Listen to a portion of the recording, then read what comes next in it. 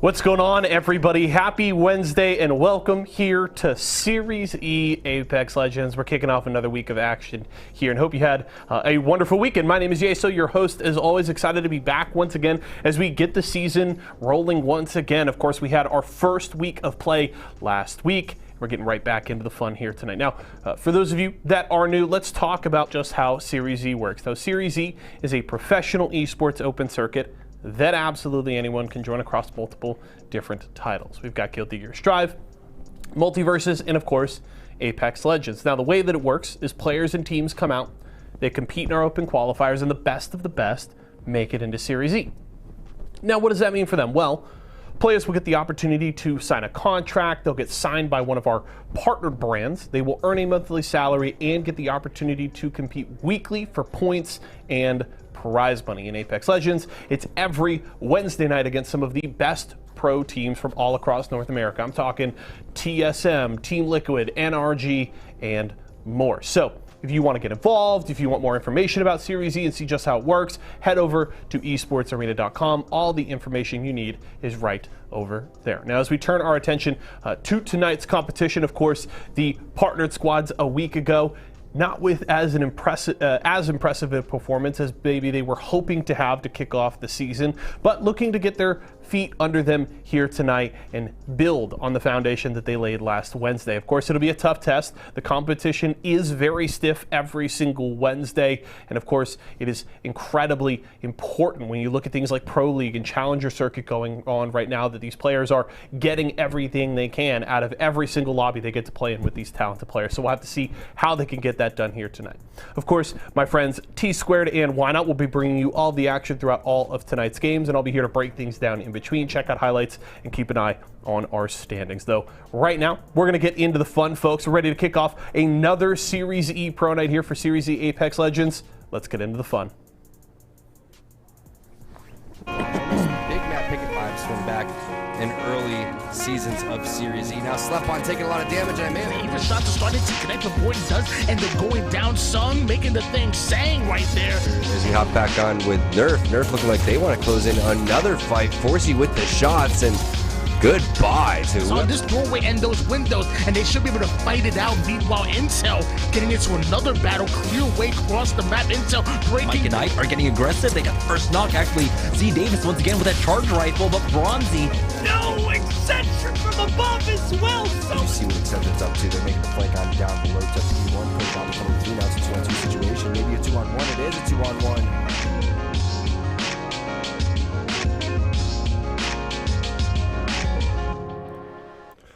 What is up, everybody? Welcome to Series E Apex Legends. It's Pro Night, and I'm excited to have my man Tony, Why Not Be Casting, my duo next to me. How you doing, man? Are you ready to cast some Apex tonight?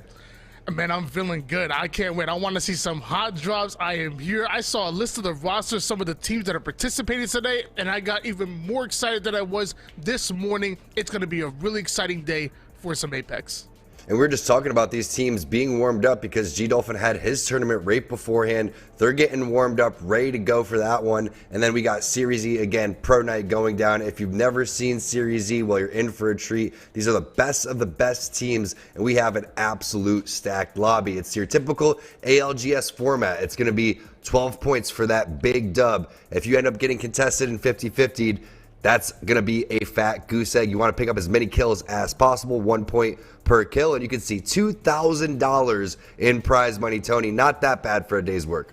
Not bad whatsoever. Honestly, I'm thinking about getting a team myself and, maybe getting in there. $1,200 for first place. Yo, T2, you want to play with me? I play an amazing Loba, and I have a mean charge rifle, I swear.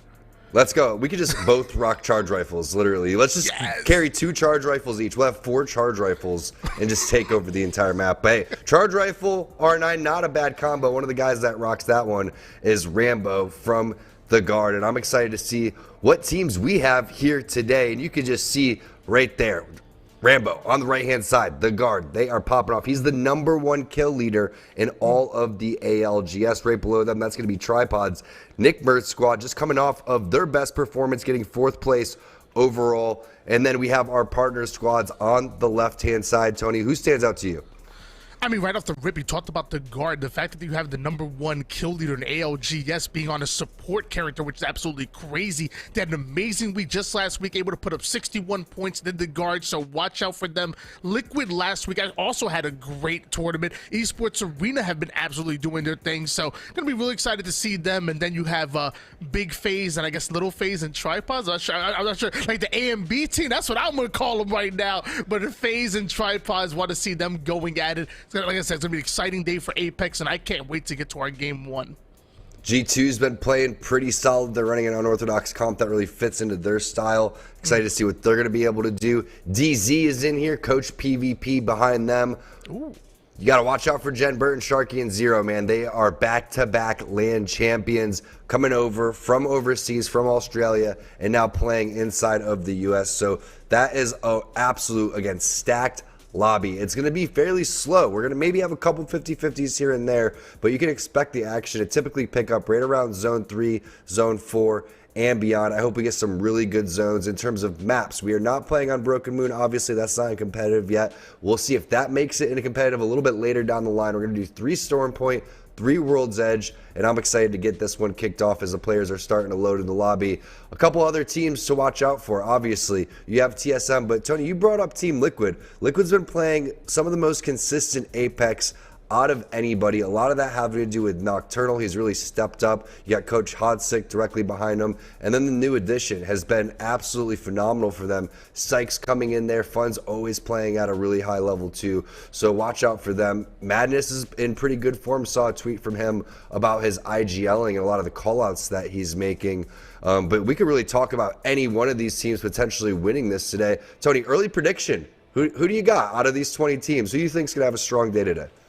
I think the easy pick is to go with the Guard. You know, like I said, they've been consistently excellent over the last few weeks, and they have no signs of slowing down whatsoever. I feel like their playstyle is perfect for the meta right now, and they have a great composition. If I want to go a little bit, outside the box, and I want to say G2. You already know I'm Team Roller, so you already know when it comes to those mid-range, those close-range gunfights, they definitely have what it takes. They've been trying to find their place in the meta right now, and it's been a little bit tough for them, but it's only a matter of time before they get over the edge. So give me G2. One thing I just noticed though on the top left-hand corner of your screen is I know. I heard some stories that Luda might be taking a little bit of a step back right now. Not sure if it's a personal reason or whatever it is, but I see Naughty, I believe formerly of Cloud9, filling in that 3rd slot. You want to talk to me a little bit about that? What does Naughty bring to Esports Arena? And they already have home field advantage. I'm really excited to see what they look like as a trio. Yeah, that's a really great point, and I'm interested in what Legend he's going to play because he plays a lot of Valkyrie, he plays a lot of Bloodhound, and that's a great find right there. Obviously, the C9 team recently just disbanded. That's a great point, Tony, and this is a really good fill-in. I'm not quite sure if this is going to be something, you know, typically when you see this, you're like, all right, this seems more of like a tryout than a fill-in, especially with a player of Naughty's caliber, and, you know, whether or not, sometimes you may pop off with your new team and you were filling in, and you're like, well, you know, hey, this is actually working out really well. Let's continue to do our thing. But Capra is phenomenal. Dude is an absolute monster. Phony has been one of our most consistent players, and not just the ALGS, but obviously in ESA as well. He's on Team Esports Arena for a reason. But Naughty, absolute slayer. We're talking about the Roller Demons. You mentioned G2. Naughty's up there with some of the best of them, if not one of the best here in North America. So definitely someone to watch out for. It's about play styles. How are they going to fit in? You're going from a team that you were comfortable with for a very long time, but you know that these guys probably grind rank together. They know each other's play styles. They know exactly what to expect from one another, and you could get that maybe, you know, new team honeymoon, and it could be working out for them early. what really excites me going into this game number one is just the meta shift, and even the characters. Like, right now playing zone is huge at the moment, especially with mining for that information, if you will, digging up that information as much as possible, making sure you're always in that god spot. Did you say mining? I'm saying, like, digging up information. You try to make sure you know what's going on the map and with the enemy team and every information, because knowledge is obviously power going in. So zone teams are really popular right now, and then even the shift in meta characters. I'm seeing Bangalore come in. Obviously, you have Crypto that's coming into North America, which previously I heard was way too slow to make an impact in North America. But look at the guard. So really excited to see what the meta is going to look like in game number one, and then the shift when you're talking about World's Edge, and then obviously its counterpart. So can't wait to get into game number one. I can't wait to see these guys warmed up and really going at it here. Why don't you talk a little bit about the shift in character selection that you're seeing? Obviously, less Gibbies and more Bangalores and such. Why don't you talk a little bit about the meta shift in characters? I like that conversation, and it's kind of interesting how that ends up panning out, because we had Mad Maggie come out and kind of counter what Gibby's doing, but no one's really running Maggie. So it's like, why is Gibby kind of falling out of style? But still, you have some teams that are using that, and maybe teams are just kind of adjusting based on how aggressive they want to play. I feel like it's just getting more and more aggressive, but then you see Watson is very popular too, so it's just a matter of what you want to play. And nothing's changed with Bangalore, Tony. That's what's crazy, is it's like, did she get a buff? No. Did she get a nerf? No. It's the same Bangalore that we've had throughout the last couple of seasons, throughout the last couple of updates. So it's just, people are realizing that it's a pretty strong legend, right? You need to smoke off some areas to get crossed. It's also a very strong legend in Broken Moon. But you brought up a great point about Crypto, and I feel like a lot of teams don't use Crypto, because who's going to run Crypto in ranked? How often do you get a time to practice that, besides in Series E, besides in scrims, besides in tournaments? So people, have a hard time understanding how to play Crypto, because Crypto is one of those, legends that you have to master, but your team needs to get behind you too. And you need to say, hey, when can I hop into my drone? What are some safe spots that we can get into as we load in to game number one here, Series E Pro Night, World's Edge, and we have, again, some really heavy hitters here. Tony thinking outside the box. He thinks G2. They land over towards Thermal Station. I didn't get a chance to pick my out-of-the-box pick, Tony. I'm not quite sure, but you know what? Screw it. Let's just go with ESA. We're already on their screen, and they have a team flying towards them, so let's show them some love.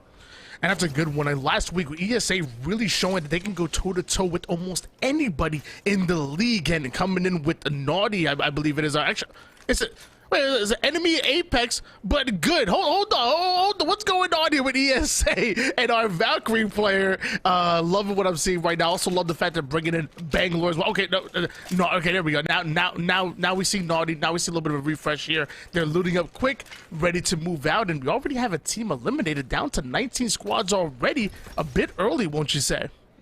Yeah, Team Nasky going out, and now Team Razor on the ropes too. You can see MJ from Team Mike and Ike is getting involved. Wizardcoin getting the knock. It's a 2v1. Speaking of Crypto, it's going to be Feral Ghoul trying to put in some work, as MJ has the flatline alternator. Very strong weapon selection early on, and they're making this one look easy. Two teams eliminated back-to-back. Now Intel as well hitting the floor. It's going to be Flinzar. Orioles coming in with the Hemlock. Turns is going to come in and get the cleanup as well. So you can see Aegon by AOC. Looks like they have a huge advantage over towards this Lava Fisher side. We talked about 50-50s. I was not expecting to see 3 of them so far. Yeah, pretty sure there's actually a Discord channel just dedicated towards talking about drops. I'm really surprised that we're seeing this many 50-50s so far.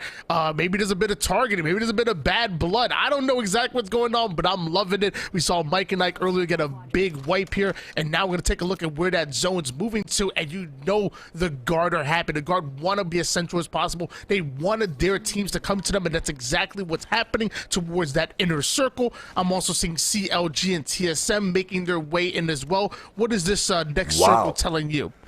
Well, what it's telling me is staging is open. No teams landed over there. Dome seemed to be open too, so maybe some of these teams will make some adjustments. Maybe some of the coaches will hop in and see the footage of what's going on, because this zone could go to a couple different spots, Tony, right? It's not going to go over towards Landslide. I highly doubt it continues to go north, but that staging area seems very viable. And G2 your pick is going to have the pick of the litter in terms of where they want to go. Another fight taking place. It's going to be Icy going down as he was pushed out of his POI, and that's going to be FaZe picking up some free and early kills. Albarelli on the Catalyst.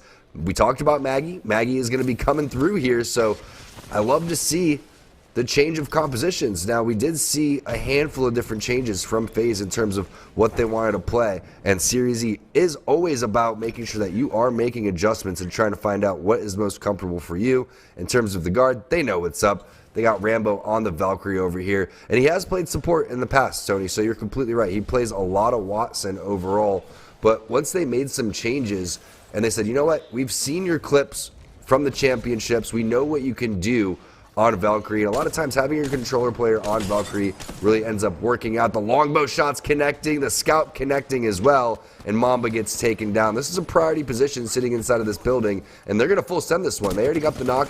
They can potentially go and set that EMP, and that looks like that was on another crypto player as Hal gets involved with the wingman coming in and cleaning up Nano. From that lava siphon area, they made the rotation over towards Harvester, and again, we have a handful of different spots where this zone could end, Tony.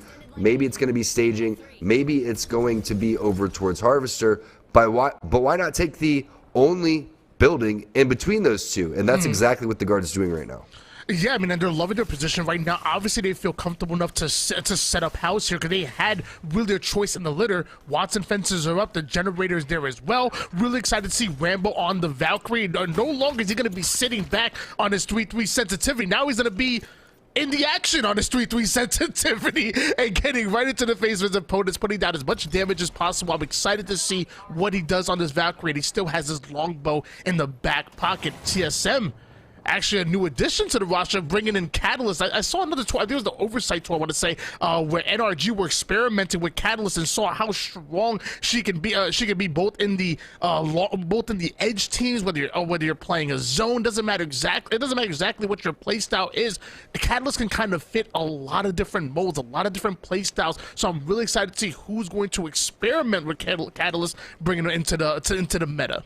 Yeah, no doubt about it. A little bit of Wattson, a little bit of Caustic, and a lot of AoE in terms of owning some space towards the tail end. So if you can get Catalyst ult, the wall, coming down in the final moments of the game, you can really cut that circle in half and maybe almost force teams to fight. And if you run into that ult, man, you can't see. It's like driving through a blizzard. You cannot see anything on your screen for quite some time, and it feels like it lasts at least 30 seconds. So I'm excited to see what Hal's going to be able to do. You got Verhulst going off of Valkyrie onto Horizon. A lot of different switches right there. So TSM is constantly innovating. They're not going to settle for what other teams think the current meta are. They're going to try to make their own meta. And 100 Thieves, they did that with this Legend composition. This is what they used at the ALGS Championships in Raleigh, North Carolina. Newcastle, Wattson, Valkyrie. Obviously, what do you want to do with this composition? You want to get inside of the zone, and a couple of pushes coming in. Looks like they want to send it on over towards this crafter.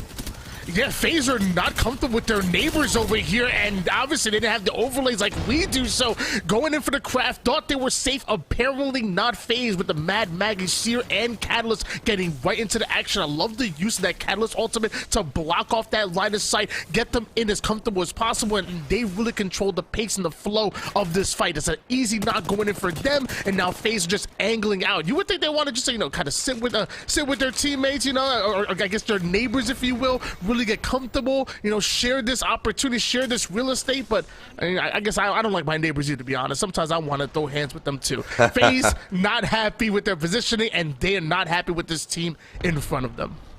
Hard part is getting up there because they don't have Horizon, so it makes things just a little bit difficult over here. And it makes me wonder, is Maggie really, I don't know. I'm not sure if I'm sold on this Maggie pick, right? I mean, this is a very similar composition to what you see TSM running, but these are the instances where, man, you just wish you had some sort of way to get over towards the high ground, because look at how long this fight is taking, Tony. It's tough, but you know what? I do like the Mad Maggie pick as almost a hard counter to like Watson as well. And I think Watson is really popular right now. So it's tough because obviously with the Catalyst pick, you don't have that horizon like you said. So you're trying to play edge. You're trying to be as aggressive as possible, but you have no way to really get in there and steal height from an opponent or crack them and make things kind of equal footing. But I really like the Mad Maggie pick as far as a hard counter to Watson. And hopefully that's what we see. And it's still with 3v2 right now. 100 Thieves are still at a disadvantage here despite having the height over FaZe, but be careful, they're making a lot of noise. There might be another team looking to introduce themselves. Yeah, right now, if you're FaZe, you just got to make sure no one gets picked off, because if that happens, they're going to grab that banner and they're going to try to get that 2v2 going, and they're going to take your loot and take control of that crafter again. But you can see a couple shots coming in from across the map. Tony, that could be your charge rifle coming in over towards the bridge area. But this is a pretty complicated situation for both these teams because, again, third-party Central over towards Landslide on board with DZ. They're going to be playing inside of the Vault Tunnel. They have a team on the opposite side. Not quite sure which squad that is, but you can see they have Watson. They're most likely playing on that ledge too, so you got to be careful if you're Jen Burton. Now, in terms of attachments, in terms of resources, not looking too hot. Not a lot of ammo in this scout for Sharky. Rarely any attachments besides the 2X and the barrel stabilizer for Jen Burton. He can still one-clip things though. And right here, you have a great opportunity if you're Zero to check on the opposite side because you still have that fight taking place between FaZe and 100 Thieves. So we'll see what he wants to do with the drone. Do you want to go and say, hey, maybe we go back and third party this? Or do we want to go and take this fight straight on because we can hit a fat EMP? You know, this is a really interesting position for DZ. They have a lot of options, although it doesn't look as comfortable because they're really stuck in that choke point. Meanwhile, we just seen LG get eliminated and G2 very much in the fight, trying to get involved here, taking a lot more damage than expected. Looks like Chaotic going to be the first one to go down for G2. That can be devastating. Meanwhile, Aegon taking a bunch of damage as well. 17 squads remaining, 36 seconds until we're moving on to that round number 3. A lot of these teams really being forced to fight. Real estate doesn't come free. 100 Thieves, they get eliminated. You can see the knock happen onto Slurp and a snipe down, but they still have Alberlily alive and maybe a potential third party over towards FaZe. It took them a while, but they were able to finally take them down. Big nade coming out from Aegon and a potential push happening over towards the backhand side. We saw ESA coming through. Orioles getting the knock onto Resulta. Chaotic going down as well. G2, they were on the ropes down below underneath that train station, and it's not getting any better. This area sees so much action, and I wish we had a heat map of where fights take place on World's Edge in these tournaments because this spot always highly contested. Love the fact that Naughty's rocking the Digi-Threat on the wingman. It doesn't look the best. I mean, aesthetically, it's not as pleasing as a red dot, but let me tell you, when you have it on that Bangalore, seeing through that smoke can be absolutely deadly. You get so much value off of this Digi-Threat, and that's what we're seeing from Esports Arena, looking for that crack, looking to waste a resource. Then eventually, as that damage starts to come in, you're going to see Esports Arena really push their opponents out. More smoke just being drowned out here for ESA. They're already comfortably within the zone. They can take their time here. As I say that G2 do end up getting eliminated, the guard going to be awarded the final kill for that one. Nice job by the guard. They got out of their building. Look how far they went. They ditched the building, went and got some kills on over towards the train area, and now they're getting back inside. I love the Digi as well. I think that one of the other things that you got to take note of is when you're playing Bangalore and you have that Digi on the wingman as a controller player, you lose your aim assist when you're shooting through the smoke.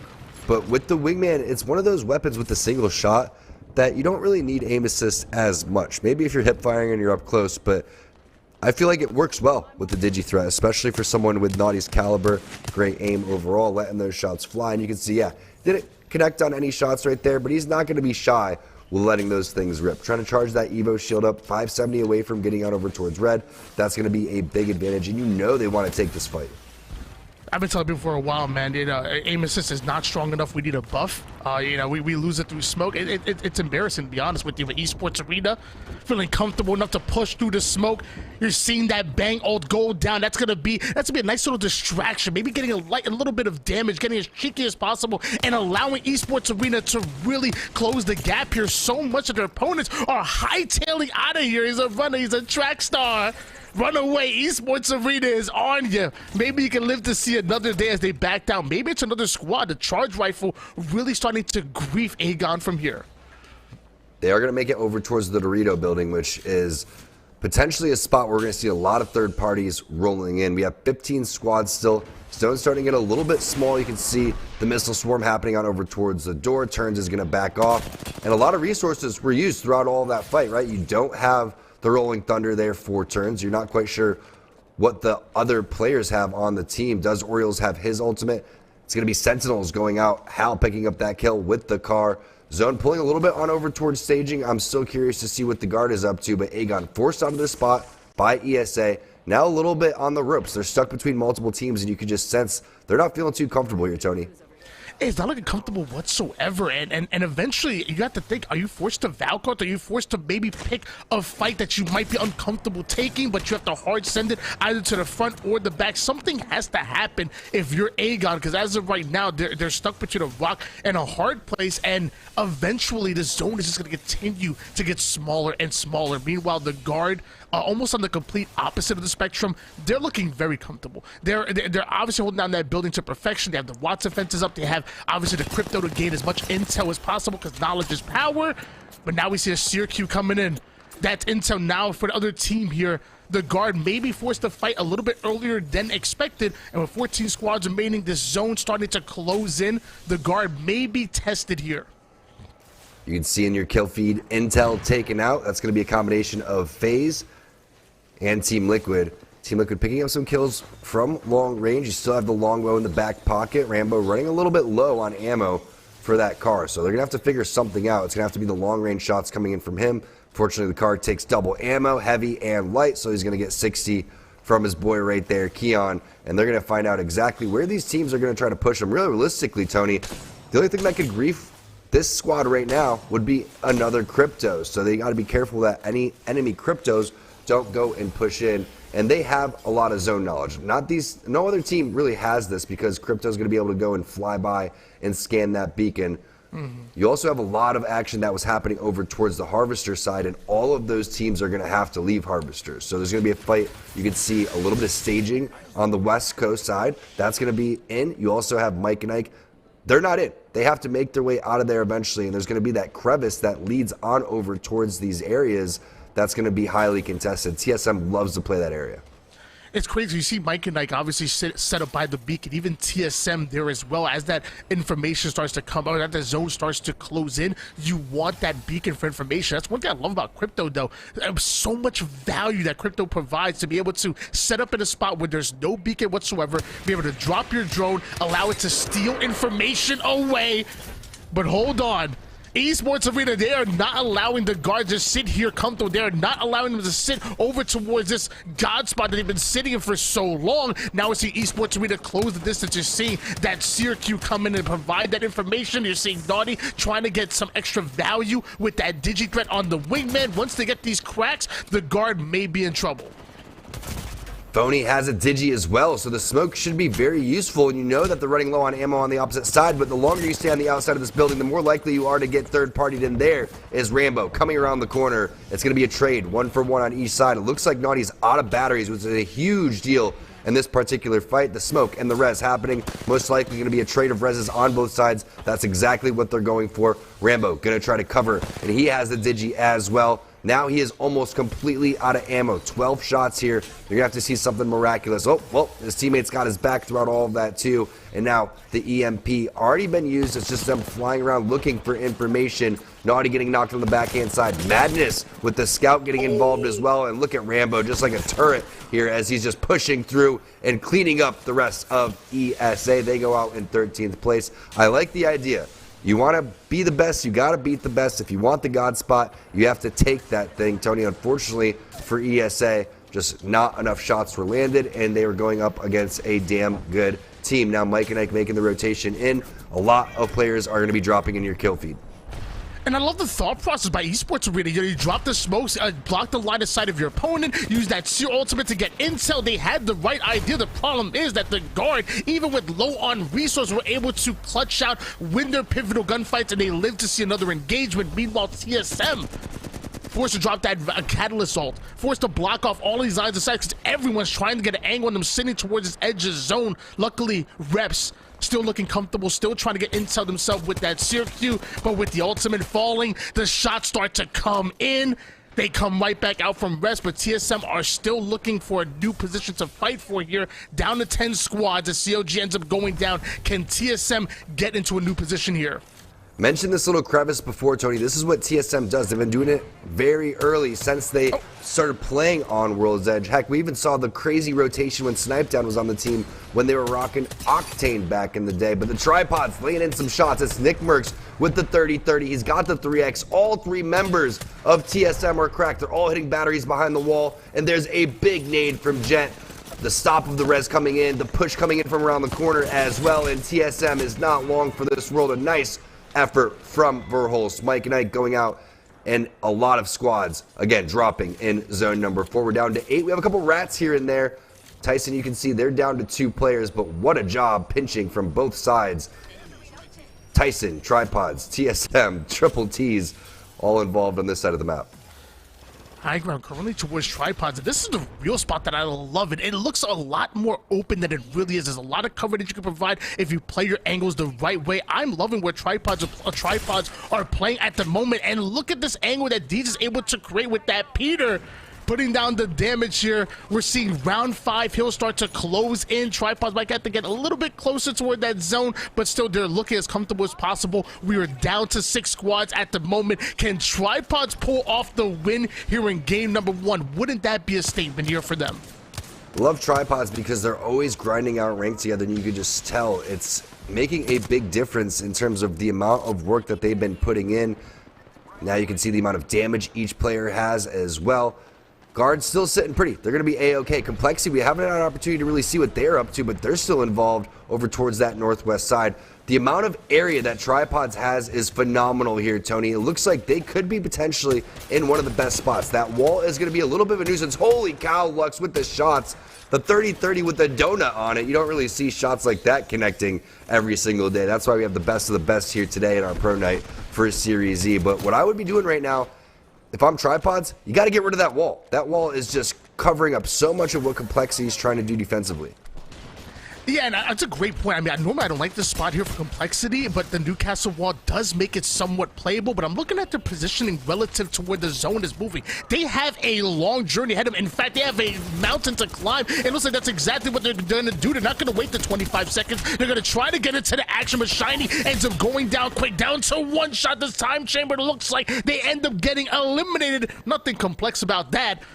As the guard look to close the distance here on Tripods. Now they're looking to take that high ground away from them.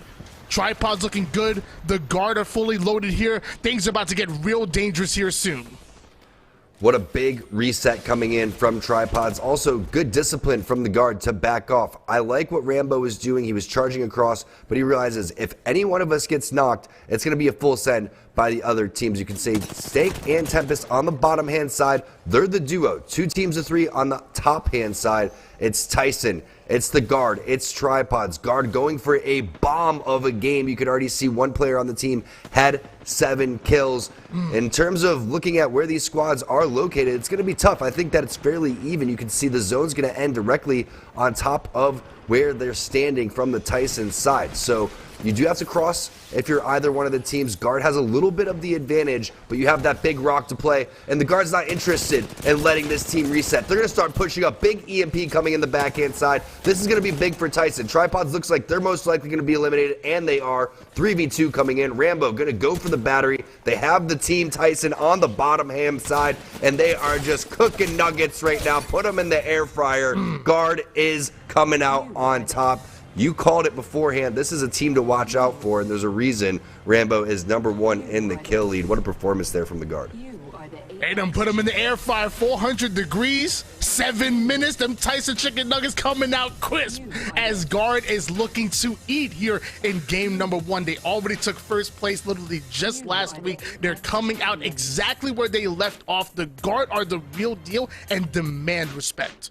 They really do, and it was the discipline to back off but they wanted to reset and then hit the EMP. They wanted to gather information, find out where those other two players were, and maybe they didn't have the EMP coming up, so they wanted to take their time. They were the first team to go and rotate. They picked their God spot. They defended it the entire time, and look at the damage that they output throughout all of that. There was a lot of teams trying to take that spot.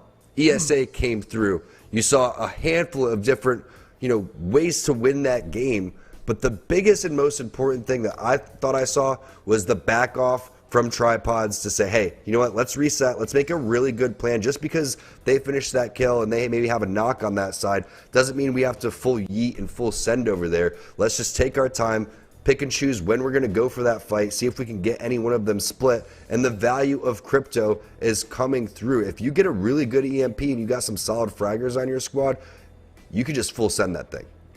And that's what becomes so crazy to me, is that, like, a lot of people are going to watch that game and say, oh my gosh, the Guards defense are great. They're gunners. They win their gunfights, and that's why they won. Like, there's so much more that goes along with it. Having an understanding of where that zone is going to pull, picking your spot early, and then being able to defend it, having the utility and understanding what your composition is capable of, having that Crypto, stealing away even more intel from those beacons, and having that value come in with all that extra information coming in from that drone. It's not just winning your gunfights, which obviously is a big part of it. It's everything else that goes about. It's the studying to know exactly what spots you're going to be playing from your rotation, where everyone's going to be coming in from, and in addition to be able to hold on to that spot for as long as possible, and then picking and choosing your battles, which is exactly what they did until finally it was a 3v2. They had ultimate high ground on the enemy team, and there was no chance for them to lose at that point. Just well played by the Guard, and there's a reason why they are one of the best teams that we have in our league. And hats off to Tyson and Tripods as well for coming out with a strong performance. But we're going to toss this one to Ye, so let him break down game number 1, and we'll be back for game number 2.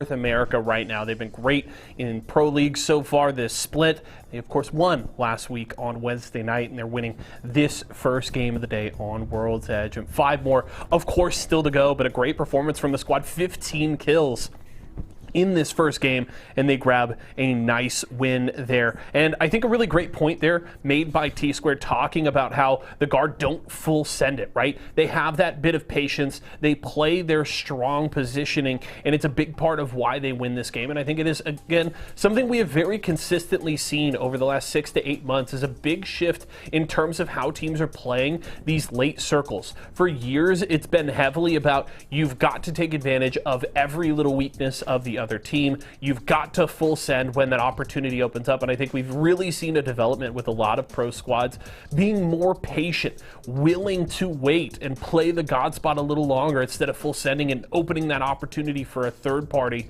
because of course they have become more potent with the most recent metas. So teams are slow playing these late circles a little more, being willing to wait and find that perfect fight. And I think the Guard did a great job of being patient in this final circle, and it's a big reason why they got that win. And of course, credit to Tripods. Great fights here in the late circle, as was Tyson getting into the mix at the end of this game.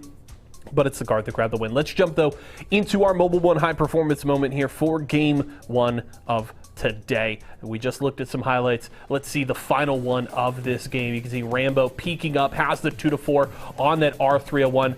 Big beams early on, and as Tripods go out, the Guard have all of the control here. Rambo with plenty of time to get the reset there with the battery available, and then it's just Christmas Enjoyer here with Arcade as they wipe out that final player and clean up the game. But just good job controlling this high ground.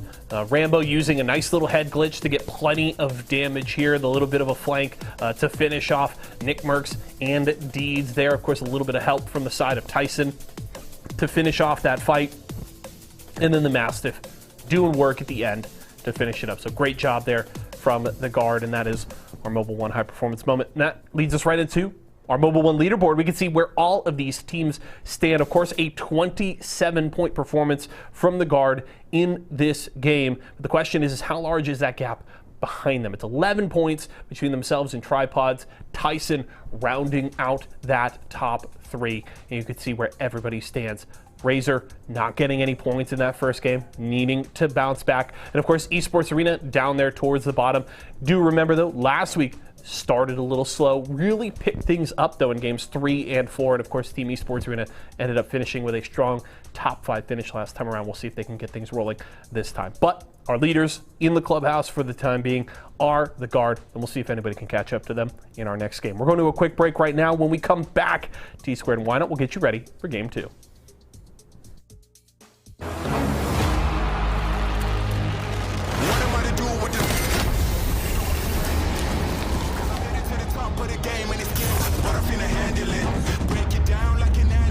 I'll be loading up, they wanna package this. Pray for peace, pacifist, I'm never old enough to give a promise.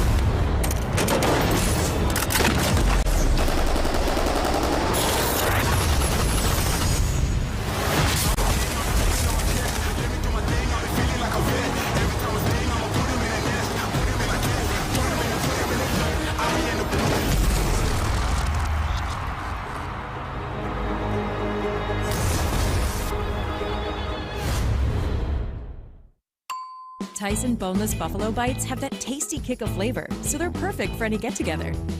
If there are any left when your guests arrive. Tyson Anytizers Chicken. More kicks of flavor, more smiling snackers, more to love. Tyson.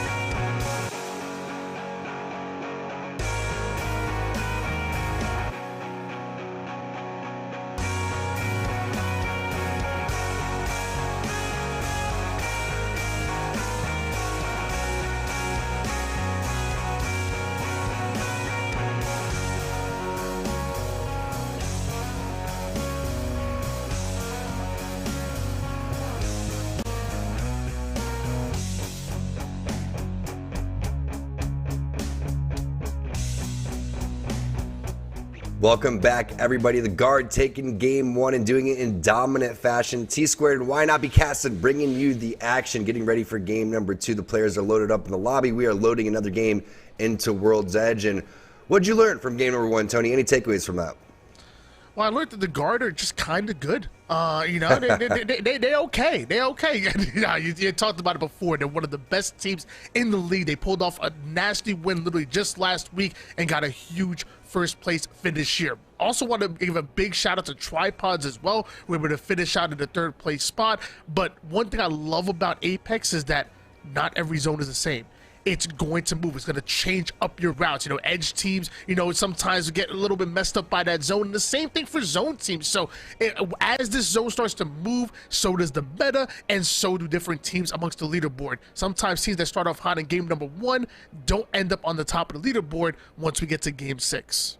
And we also know that we have 3 50-50s taking place right off of the rip. So looking forward to seeing who's going to be able to walk away with those wins. But I like the call on Tripods there, Tony, because there was a lot of methodical play that went into that. And I feel like when we were watching Tripods a couple months ago, they were always the team kind of on the bottom of the map looking up as other teams were shooting them. Well, they did that to all the other squads now. They took a priority position. It's not easy to control that platform. They were able to do so. They dealt with complexity on over towards the side. They were pestering TSM down below, and then Tyson came around and hit him with the Pincharuski. And then all of a sudden, Guard just sitting pretty, watch all that action unfold. One of the things that we didn't get a chance to talk about towards the tail end of game number 1 is what could have Tripods done differently to potentially win that game. Now, this is another layer of strategy that you're going to have to go and look at, but realistically, when you're going to be going up against a crypto team, you don't want to let that EMP come to you. You want to bring it to that team. So whenever you get a chance to full heal and send it, even though it may be an uncomfortable send and you want to try to maybe even think, hey, is this team going to, sit back and let us fight the duo?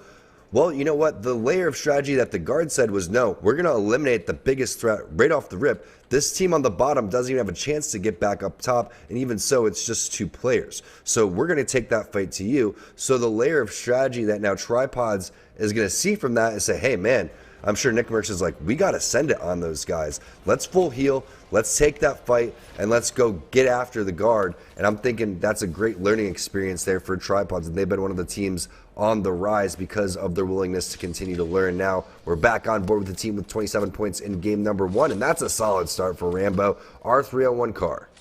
Yeah, definitely be paying attention to that going forward. If we see them going up against each other or another crypto team in general, like you said, they always seem to learn from their mistakes. Literally just last week, they finished off in 15th place. Obviously not happy with that, but you know what? Vibes are still high. They are still confident. Nick Merckx obviously been at the top of the game, you know, in Gears of War, Warzone. Deeds is an absolute animal, and we've seen what Jen can do back on G2. Tripods have a ton of potential. It's going to be really exciting to see what they do going into game number 2 as you see that loot coming in. And we were talking about it, might as well hop on board with them and also check out where that zone's going to be pulling in. So much different than we saw in game number 1. We're going to see it more towards that Skyhook, Lava Fisher. You're going to be really excited to see a lot of these teams have to take these long rotations like Esports Arena, like TSM, who and even like Tripods as well, who had a much easier route earlier in that game 1.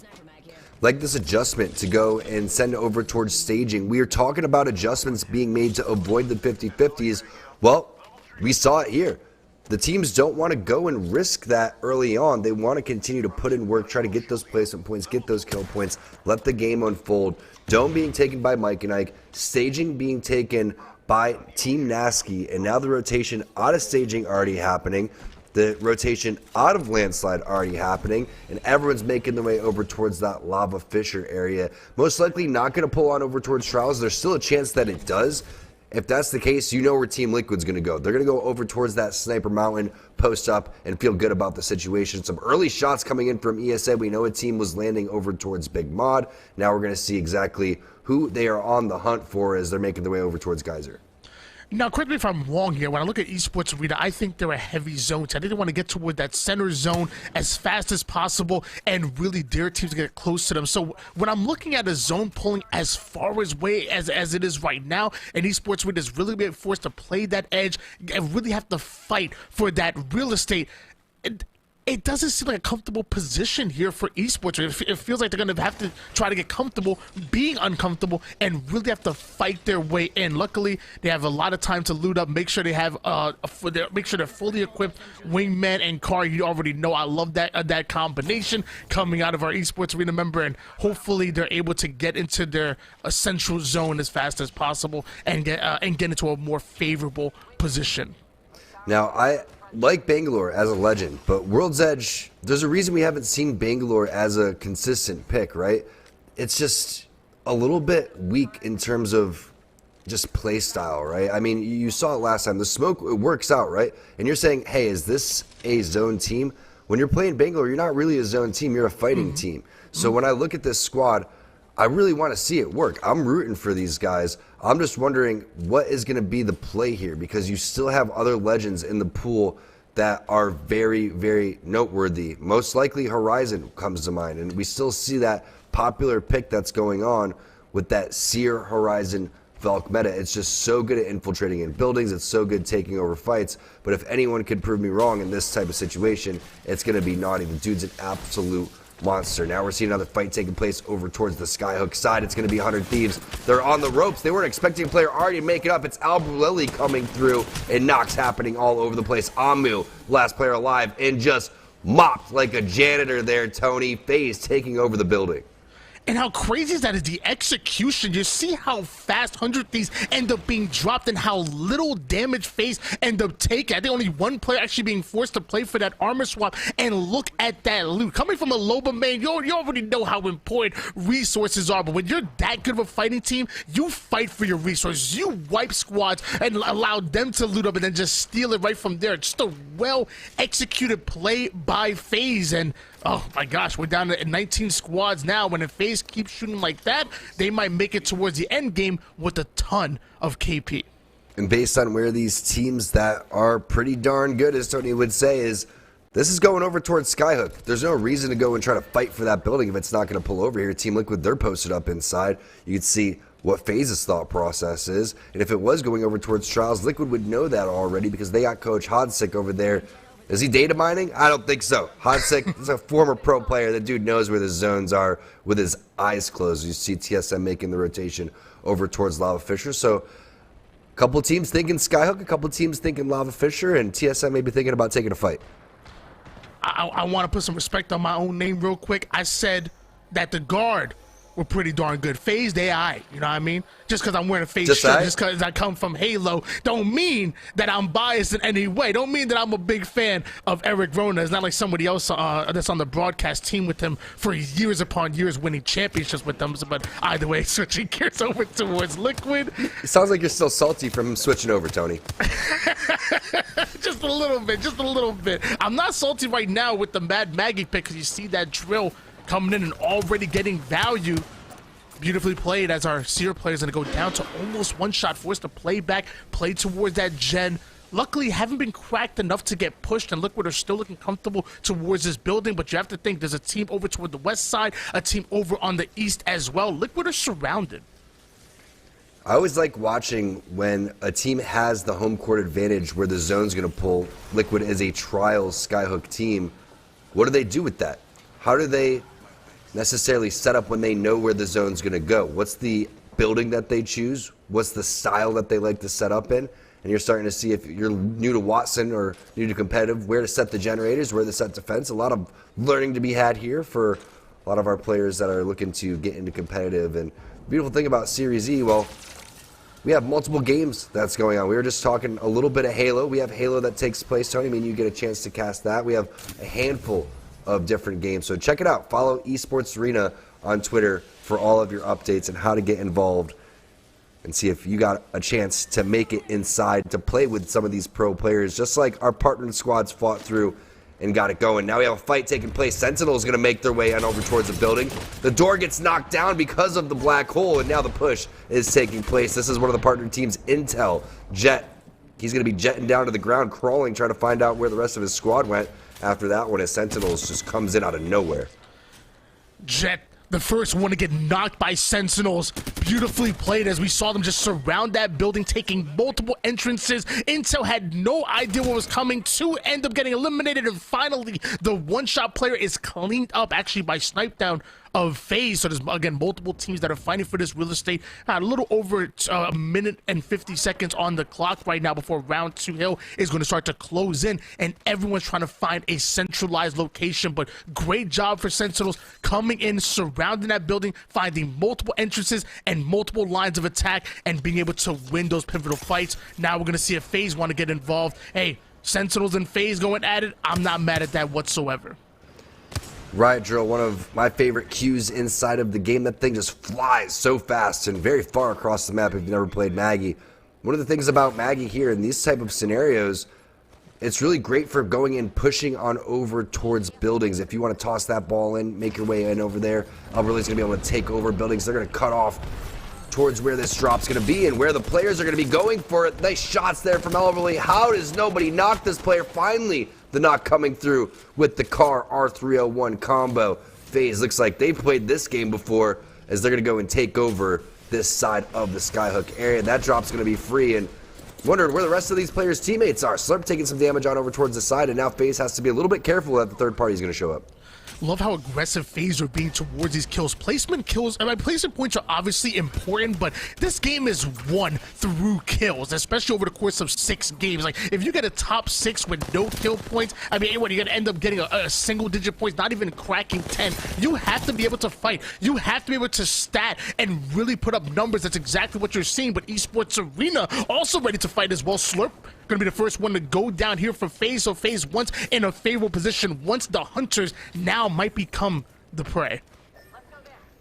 It's a little unfortunate there for Slurp that he got a little bit aggressive trying to find out where that player was, and eventually loses his life for that one. And now the shot's coming from Snipe Down to try to cover. They were eventually pushed off of the spot that they wanted to go towards, and it just wasn't what anybody was expecting. I mean, you still have a lot of real estate. Yeah, teams are going to try to rotate over towards Skyhook, but it makes you wonder, are they going to go for this banner here, Tony? It's very risky. Now the push coming in from Sentinels on the outside of this building as well. Climb up happening. Crust takes a ton of damage. Nocturnal comes in with the knock with the scout as well, so the res is going to come down immediately throughout all of that. But you have Pau popping off in the kill feed with the charge rifle. Tony, I know you're a fan of that. Man, shots from Crust look a little bit flaky right there. Ends up going down, but look, they paid the res, and luckily we see that charge rifle coming in. Because of that, Luminosity Gaming get eliminated. We're down to 17 squads, but that is still so many squads for zone coming in. Us moving into that round 3, we're going to see some more fights, and as that Catalyst ult is coming out, it looks like Sentinels know exactly where their next opponents are going to be, trying to get even more intel before they're able to collapse. They might have been knocked a player before, but they're fully rezzed up and ready to get back into the action. And of course, Tripods not too far away. They're in the zone. They have a bit of long and mid-range utility here. They're now going to gatekeep a team right out. This can be very good for Tripods. And you can see this is a zone number 2, right? So it's not going to completely take away your shields. You can still out-heal this one. Zone number 3 is really when the big difference ends up being made. This is the MVP of the previous season of Series E. Take a look at MJ from Mike and Ike. They had a great comeback to secure their spot. A lot of that on the back of this man on your screen, playing with Wizarcoid and Silent. Definitely a team to watch out for. They haven't been able to get anything going quite yet on this game, particularly just rotations so far. Decent amount of points. Picking up 5 points is going to put them in 7th place. Razor gets taken down. Cruisin' coming in with the R301 knock, and a potential one-clip opportunity here, and another fight taking place on the countdown side. Big EMP coming in from Cruz and Tempest. A lot of damage over towards the backhand side. Not able to connect with any wingman shots. It just gets completely strafed on by Borton. But remember, they've already got Unmembered knocked on this team. Plus ZZ is in the area. So Tyson, unfortunately, not able to connect as they were hoping for. And right when that generator goes down, it gets blown up. So Tyson completely on the ropes now as DZ comes in and cleans up with the third party. There is no place to hide here on Countdown, and everyone finding out the hard way. Razor ends up getting eliminated. Tempest ends up going down and eliminated as well. Easy loot now coming in for DZ. Meanwhile, G2 looking to collapse on this building here. Top floor being manned by Results. Actually going to try to catch some early damage here, and that Bloodhound provides so much intel they can try to capitalize on. But as they're trying to collapse into that building, it looks like there's a new team looking to get involved. That might slow down G2, despite the fact Designful is able to take down Madness. It's ESA that might be saving their lives here, getting involved, really griefing G2 at the moment. What might have been an easy collapse by them now, but just became 10 times harder now that ESA are involved. And I believe one member of G2 fell towards the bottom hand side, so they definitely had to back off from that. And now you think about Valkyrie rotations. Unfortunately for G2, they don't have a Valkyrie. They're going to have to make their way over towards the low ground and then find their way forward using as much cover as possible. Smokes are going down. Pings are going down over towards the backhand side. They know there's a team next to them, but they cannot afford to fight this team without rotating towards the zone. So here comes a big play from ESA. Makes you wonder who the squad is. They did get Slurp back into the game. This was FaZe. We saw the original knock happening inside of that vault tunnel, and now a big fight between these two juggernaut teams. It looks like a potential rotation coming in, but they have the zone towards their back here. This is a tough situation, Tony. It really is. A Slurp not able to do much with that white armor, holding a team out, but eventually goes down himself. It looks like Alb gonna join him, and now both of these teams gonna be griefed by that storm. FaZe end up going down, and somehow our Valkyrie player will survive to see yet another engagement, but left as a rat to try to squeeze into Countdown, which we already know there's multiple teams that are looking to collapse into here. Esports Arena might have been able to survive that stint with FaZe, but I mean, they're obviously not comfortable, and neither is MPS. It looks like Pau gonna be the final player here. Madness went down, Shuby gonna join him, and Mike and Ike looking to finish off the job. MPS get eliminated, and we're here to 14 squads, 38 players physically on the map. Nice push there, and a tough situation for both those teams trying to make the rotations out of there. You're not really expecting a team on the edge that far out, but we saw what happened for both of these teams. They lost out on Slurp. They were looking for a safe res. They were able to at least get him back. Unfortunately, he still did have the gray armor. And then they basically end up griefing each other. Like, why did that fight really realistically have to happen? Just two really good teams finding themselves in the wrong place at the wrong time. Now we see what Mike and Ike is going to be able to do here. With a minute left on zone number 4, they're going to have to make a fat rotation, drone in the air, and a lot of cryptos here in this lobby. So excited to see who necessarily that's going to be. Tripods making their way on over towards the roof. They're inside of the Seer Ultimate. We'll see if this does end up transpiring, but it's a little bit risky. You're getting shot up over towards the opposite side, and it pulls across over towards Trials, Tony. We mentioned this earlier, that there's a small percentage that it pulls over here, and what would Liquid do? Liquid would take over towards the Sniper area. They did not take Sniper Hill, and now they're finding themselves in a 3v3 with Tripods. I did not have that on my map, knowing that the zone's going to pull heavily towards Trials, and I'm pretty sure a lot of other teams might have been surprised by this as well, and that includes Liquid, who felt very comfortable here towards this bottom side of this building, and now going to be forced to relocate. And look how hard that's going to be when you have a team located right above you. Your upstairs neighbors making as much noise as possible. I believe that's Tripods, and with that Circuit coming in, it might just be time for Tripods to either choose. Are they going to fight this out, or are they going to Valk ult to the skies? It looks like the Valk ult is in, and so are the shots. A team sitting toward that top side of Trials already. Tripods going to be trying to look for a favorable position closer to where this zone is closing in.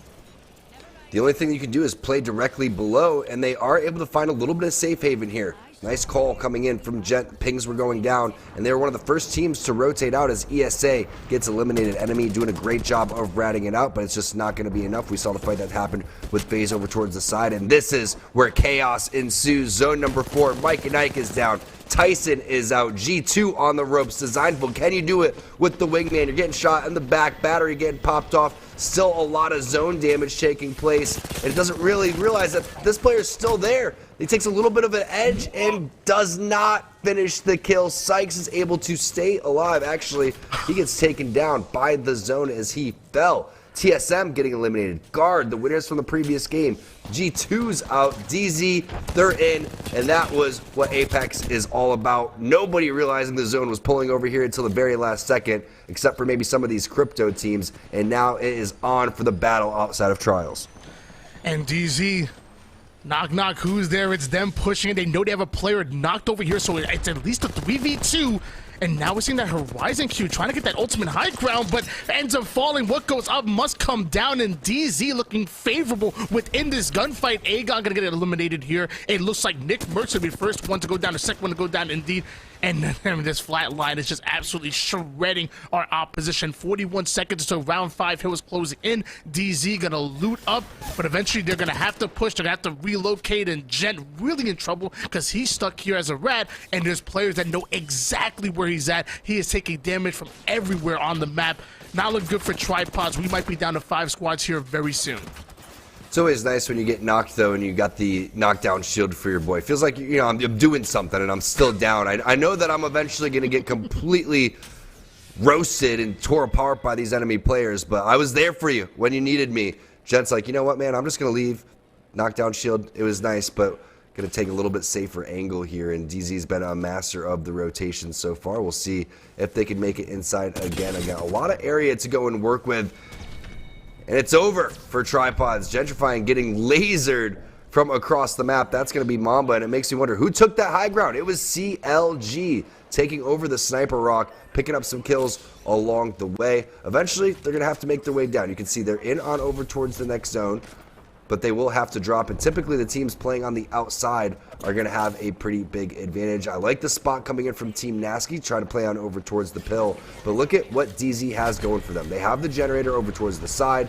They're going to be in a good spot. If CLG ends up falling down, they should get a little bit of that gun punch and get completely tore apart, but now the zone's starting to close, and a lot of damage happening onto Gen Burton. Somehow, some way, CLG has been able to focus them. Yeah, I mean, I love where DZ are at the moment, but it can't be comfortable with CLG literally sitting right above you. You obviously have the Watson generator, which is providing that extra coverage, but CLG can get an angle on you at any point in time, so no matter where you're trying to cheek angles out on the opposing teams, you should have to be aware that CLG can drop down in any given moment. Triple purple here for CLG, waiting for the right moment at that. 35 seconds on the clock before they're forced to make a move. DZ in front of them. You also see Team Nasky trying to get an angle over towards the outer zone. 4 squads here. Everybody fully loaded. Who's going to come out on top? The team that has it hardest is inside, and that is going to be Sentinels. They realize that they have to push out over towards DZ. That's going to open the map up for Team Nasky, and that's going to work out for CLG as well. Jen Burton, the first one to get knocked. Res is happening on over towards the inside. There goes the drop coming up from the high ground. That's CLG just getting completely tore apart. Nano gets dropped. Shots coming in from Zero as well. Sharky, last member alive for DZ. He can't do it. And now, on the opposite side, it's Team Nasky letting all of that action happen. We talked about sitting on the pills is going to be a great spot, how tough it is for Sentinels to push back out, but they were able to get back inside. And I believe Res, the members on their team, you can see, no, it's going to be a 2-on-3 situation. We have a crawler, a creepy crawler over towards the bottom-hand side, and that means Team Nasky should be able to finish this one off. A good job from Crust to try to make his way on over there, but you said that before, looking a little bit flaky as Team Nasky takes game number 2. Wow, Team Nasky waiting for the right moment to strike, and what a weird sequence of events. We were worried about DZ getting dropped on by CLG. CLG wait for the right moment to do so, and then once they do, both teams end up going down. Team Nasky end up coming in right when Sentinels only having one player down and making it a 3v2, and then eventually Nasky just end up waiting to the right moment, coming in with those massive shots, coming in, cleaning up house, and get themselves a beautiful win in game number 2. A very awkward, sequence of events, but eventually it works in favor of Nasky, and that's just Apex, baby.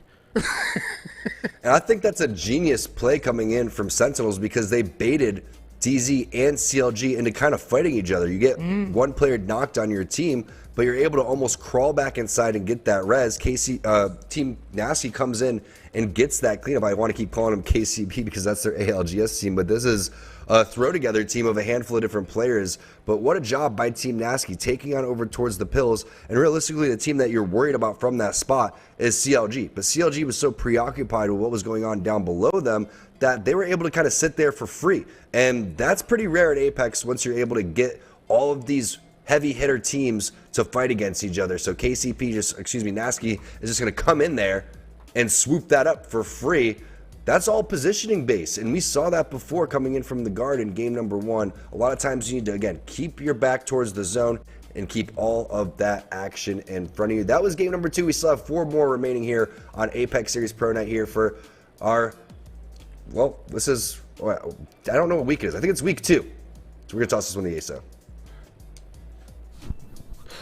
It is, in fact, week 2 there, my friend. And Team Nasky with the win there in our second game of the night. A mixture of very talented players from the EMEA region. Of course, K Sweeney from Element 6, Unlucky from Vaxton. Of course, our good buddy Nasky there representing KCP here today, and they take the win here. Not a huge performance in terms of points, only picking up 4 kills as a squad, and essentially all of that coming from that late cleanup at the end of the game, jumping in there with Sentinels. But a nice win there for the squad, and another pretty chaotic game. I love seeing the fact that teams are mixing up compositions even more. We get a look there with FaZe running the Catalyst, more teams looking to pick her up and add her into their compositions, which is awesome to see.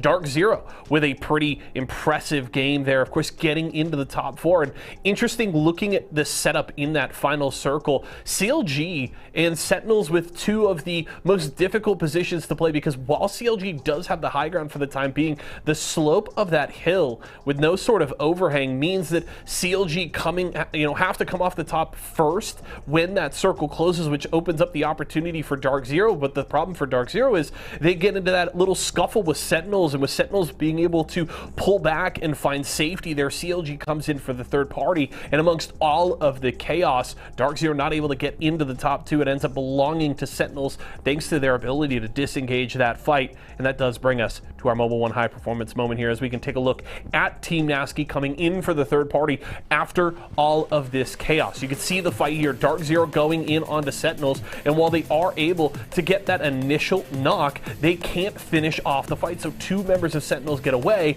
and then CLG comes in for the fight. They see the knock, they know the third party opportunity is there, and they go for it. And Dark Zero do a good job of getting a lot of great damage here. You can see Zero beaming pretty hard here, but CLG comes out on top, but they're very quickly eliminated because those health bars were very, very wounded. And ultimately, it's how it sets up KCP to come in for the win, because then KCP, of course, or not KCP, I should say, making the same mistake that T-Squared was talking about. Team Nasky comes in, and Sentinels is very wounded, of course, already down a player. And while they are able to reset those 2 players to get back to full health, the numbers advantage is in favor of Team Nasky, and they grab the win. So unfortunate there for Dark Zero, because they were in a pretty solid position, but that engagement not being as decisive as they would have hoped there with Sentinels opens the door for CLG to reap the rewards of the chaos, and they get into that top 3. Let's check out our Mobile One leaderboard here and see where all of these teams stand. Of course, the Guard with the big win in Game 1 do stay in first place, and Tripod's only picking up a few points here, I believe 4 in the second game, so that gap a little bit larger this time around. And meanwhile, Dark Zero here jumping up into the conversation with that performance. It's very tight here between 2nd and 5th place, and even Team Nasky with that win up in the mix at 16 points. Meanwhile, 100 Thieves and Luminosity yet to pick up any points so far today. We'll see if they can bounce back here in Game 3 as we've got our final game of World's Edge coming up here momentarily. Do want to let you know, if you're looking to pick up products from any of our partners here at Series E and at Esports Arena, maybe you need a new mouse from our friends at Razer, new processor for a PC that you're building from our friends at Intel, maybe some snacks from our friends Mike and Ike and Tyson. Anything and more you need from any of our partners, head over to walmart.com/esports arena. You can pick up anything you need over there today, and of course support us here at Series E. So we're going to a break. When we come back, game number 3 will end the first half when we return.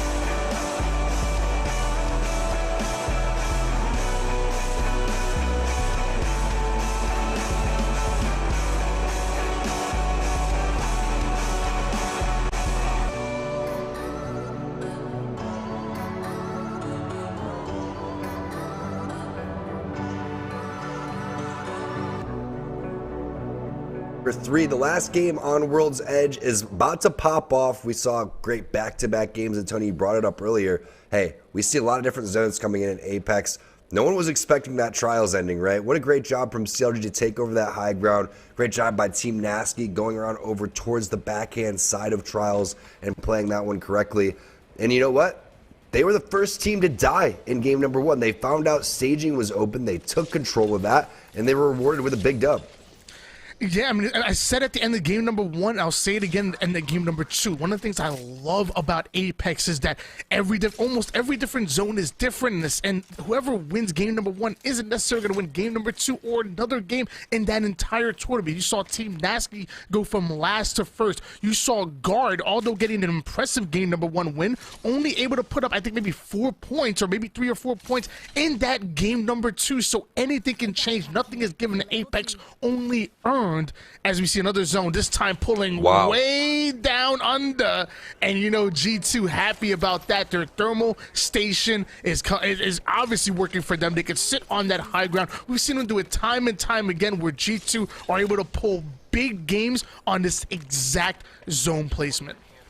So we have a handful of different endings over here. Thermal Station is one of those POIs that it's just so gigantic, you don't know exactly where it's going to go. But when you see it hugging that backhand side so much, it makes you feel like it's going to go over towards that southwestern respawn beacon areas. So there's a lot of different areas to go and play inside.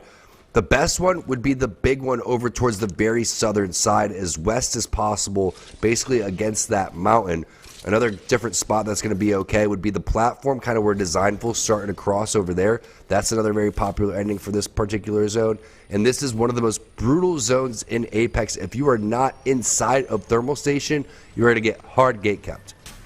It's going to be really tough, especially if you find yourself in open field, which there's plenty of on the outside of that Thermal Station. Going to be really exciting to see where things go from round 2 to 3. But all we know is that it's pulling heavily towards Thermal Station right now. And we also know that Razor are in the middle of a 50-50 gunfight. Having that charge rifle with extra utility to really keep keep their opponents back as far as possible could be good for them. But eventually they're going to have to hard fight or hard retreat. And you see the armor situation coming in for Mike and Ike. They have to feel good about taking this fight, especially with what MJ has. I mean, that R301 is completely stacked. The fight starting to take place. MJ going to take on over towards the sky. Look at that damage there, Tony. 127. We call him MJ for a reason. He hits shots like Michael Jordan. He moves like Michael Jackson. My man knows what he's doing with that R301, putting in the work, but down to one shot he goes. Wizard Coin also going to join him, forced to play a battery, forced to retreat just a bit. Mike and Ike might be in trouble for just a moment here. Retreating, batting up, getting those shields, hoping they come back. They still have that band advantage, and now they're right back in, fully loaded. MJ lost his shields and said, I got to get out of here, as the rest of the players have taken so much damage over towards the backhand side. Look at that angle from Silent, and now another team is getting introduced into the fray. It's going to be Sentinels coming out over towards the back. The Havoc in hand, the 30-30 with the 3x. That should be good if you can hit some shots on the players running away, but they know they have to play cleanup duty from the team down below them. Yeah, Sentinel definitely ain't laughing. No he's around here. They're coming in third party, and they mean business. Taking height advantage immediately does Sentinels. Triple blue forcing that team to take to the skies, relocate here. Obviously, round 1 zone is closing in. They don't want to grief themselves or grief their game here, so right to the skies they go. Sentinel's going to take a little bit of a longer route here by foot, but I can imagine they're going to plan on Valk ulting very soon here, and Razor going to take a long journey. They're hoofing it as well, and it looks like they're not even going back for Blitz's banner. Potentially could. You have Crypto on your team. He specializes in picking up those banners and being able to get the reses over here. You can see the guard is going to post up in one of these priority buildings that we were speaking about, Tony. They were not messing around. They understand the situation. They have this composition for a reason. EMPs are going to be popping off, and Keon's like, come on, man. I just spent all this time setting up these darn fences, and you guys are just going to do me like that? I mean, that's how it is. I don't know what to tell you. I mean, you can complain all you want, or get your fences back up. I don't know what to tell you here. But yeah, Crypto team, hopefully able to get that banner, hopefully able to get the res, get back to fully loaded. We still have 20 squads on the map, despite the amount of fighting that we saw, and even the third party from Sentinels. Still 20 squads, 58 players physically alive here, and although the guard earlier were only able to put 4 points in that game number 2, they have a much more favorable position here in game 3, and Sentinels aren't letting up whatsoever. We thought they were going to hard retreat. We thought they were going to head towards that inner zone. No, they are looking for a fight. They want their KP. And again, this is what you realize when the zone is over towards Thermal Station. You're going to be fighting teams on the edge, so if you could find an opportunity to take a fight, it's most likely going to be secluded, especially on this side of the map, all the way towards Survey Camp. This isn't even close to where the zone's going to be. Actually, it's on the complete opposite side of the map. So this team's like, come on, guys, leave us alone. It's still Mike and Ike. Let's check that place out. Mike and Ike loading up. Getting a little gassy here. Still ready to fight, though. It looks like Mike and Ike are still looking comfortable despite being in the zone, but despite having a team right above them. I feel like they're very much so in it, but better be careful. Don't take too much damage from that zone, otherwise you get cracked. An enemy team might just push up on it off the screen. Looks like Intel ends up getting eliminated courtesy of G2 defending that Thermal Station. The sheer ult ends up going down for Sentinels. It looks like they're ready to get involved, but once one player goes down, you're at a disadvantage here. It might just be a 2v1 that I'm seeing. Crust able to take down Wizard Coin. The medkits are coming out, and once it does, Mike and Ike might want to aggress here. This zone is still ticking, and they're still looking to be fighting. See if MJ can hit his shots, and he does. The dude's an absolute monster. Mike and Ike, Wizard Coin ends up going down. Crust picks up that kill, but they were able to trade things on the backhand side as Sentinels gets eliminated. A lot of teams are running low on resources here. And everybody says, you know what? I got to start crafting some medkits ASAP. What he's going to have to do is craft those for Silent, because Silent's the only one that's going to be able to actually heal throughout all of this. FaZe versus 100 Thieves, round 2, and 100 Thieves drops again to the team that eliminated them in the previous game. You can see they're starting to heat up, and I believe they changed their composition around a little bit. I think Slurp, he was previously playing Mad Maggie, switches off, goes with Bangalore instead. We'll see how it ends up working out for them. They're still taking fights very cleanly. Look at the carnage. Look at the bodies being left here. Beautifully played by Snipedown, putting max damage. That 4-3 sensitivity on controller, it really does rip. And that's exactly what you just saw as they're able to clean up quick FaZe. Look to see another engagement. And we're seeing this zone really start to pull a little bit away from Thermal Station, but obviously it's still within that inner circle. Complexity still comfortable within their positioning. They have the Newcastle ult. They have the Watson gen down. They're making lemons out of lemonade at the moment, which normally isn't the greatest position in the world. But it's so much better, so much value you can get when you combine that Watson and that Newcastle. And of course, if you need to make a quick rotation, you still have the Valkyrie. Complexity looking comfortable. Nice shots there across the map from Shiny, trying to get that Evo shield charged up for his squad. Generator is going to end up going down, and as soon as that goes down, I'm sure Lux is going to end up placing some fences all over the place to show that they have a little bit of presence going on, but that's also going to charge up the shield, so no need to use the shield cells, as they can just continue to milk the platform. And this is the platform that we discussed earlier on, Tony. It's a little bit difficult. You can see you have to kind of hide in corners at certain points as Slurp pops off again on that Bangalore, finds Nocturnal over towards the backhand side. Newcastle wall ends up going down so they can block that interception pylon and continue to heal up and stop teams from going in and continuing to push up. But speaking of push up, FaZe is interested in making some moves. They got some knocks already. One more bow shot is all they need, and it's just Slurp again with the wingman. Team Liquid now completely on the run. The last player alive is just a down sliver of HP, and Slurp's not messing around. He's on the hunt. Every Apex lobby needs a team like FaZe, a team that's always ready to fight, always comfortable pushing up, even getting out of favorable positions to make sure they secure their KP. They are a very dangerous team and demand respect. They really are the ultimate wild card, no matter what lobby that they're in. As you see them finally looking to finish that player off. My gosh, doing max damage, able to take the shield to snipe down, even almost putting Slurp down to one shot, but eventually Liquid do end up going down. We see 16 squads remaining, and now FaZe have the opportunity to push towards that edge zone. More KP for them. I think I see 5 assists on the Alb just alone, just 5 assists off of one player. So KP looking very good here for FaZe. You know what's crazy about Alberlily is that he can entry frag, he can also be that assist player. We've seen him play Crypto in the past. This time he's busting out the Catalyst, which seems to be the pick of the day so far.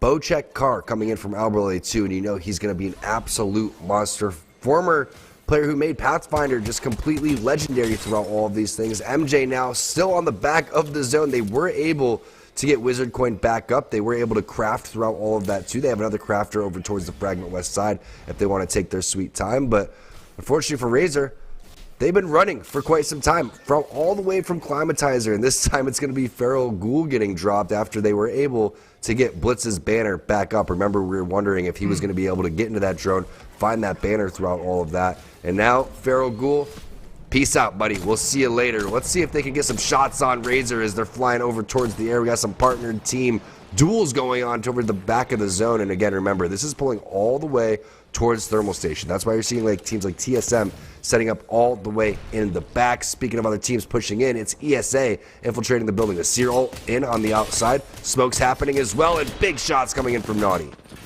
You obviously have some teams that are looking to fight, playing that edge of zone. You have some teams that want to play that inner.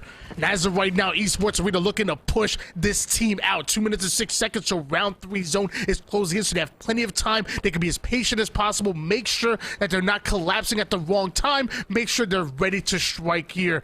Phony trying to get that information with the Seer Q here. I'm sure it's going to be coming out very soon. Don't have the ultimate to work with, that ultimate intel that obviously it comes with. not going to come into work, but looks like the car will. And the G7 no-scope able to finish off that player. Now going in for another one, and just like that, MPS get eliminated. Like I said, Esports Arena, they were waiting for the right time. The right time comes.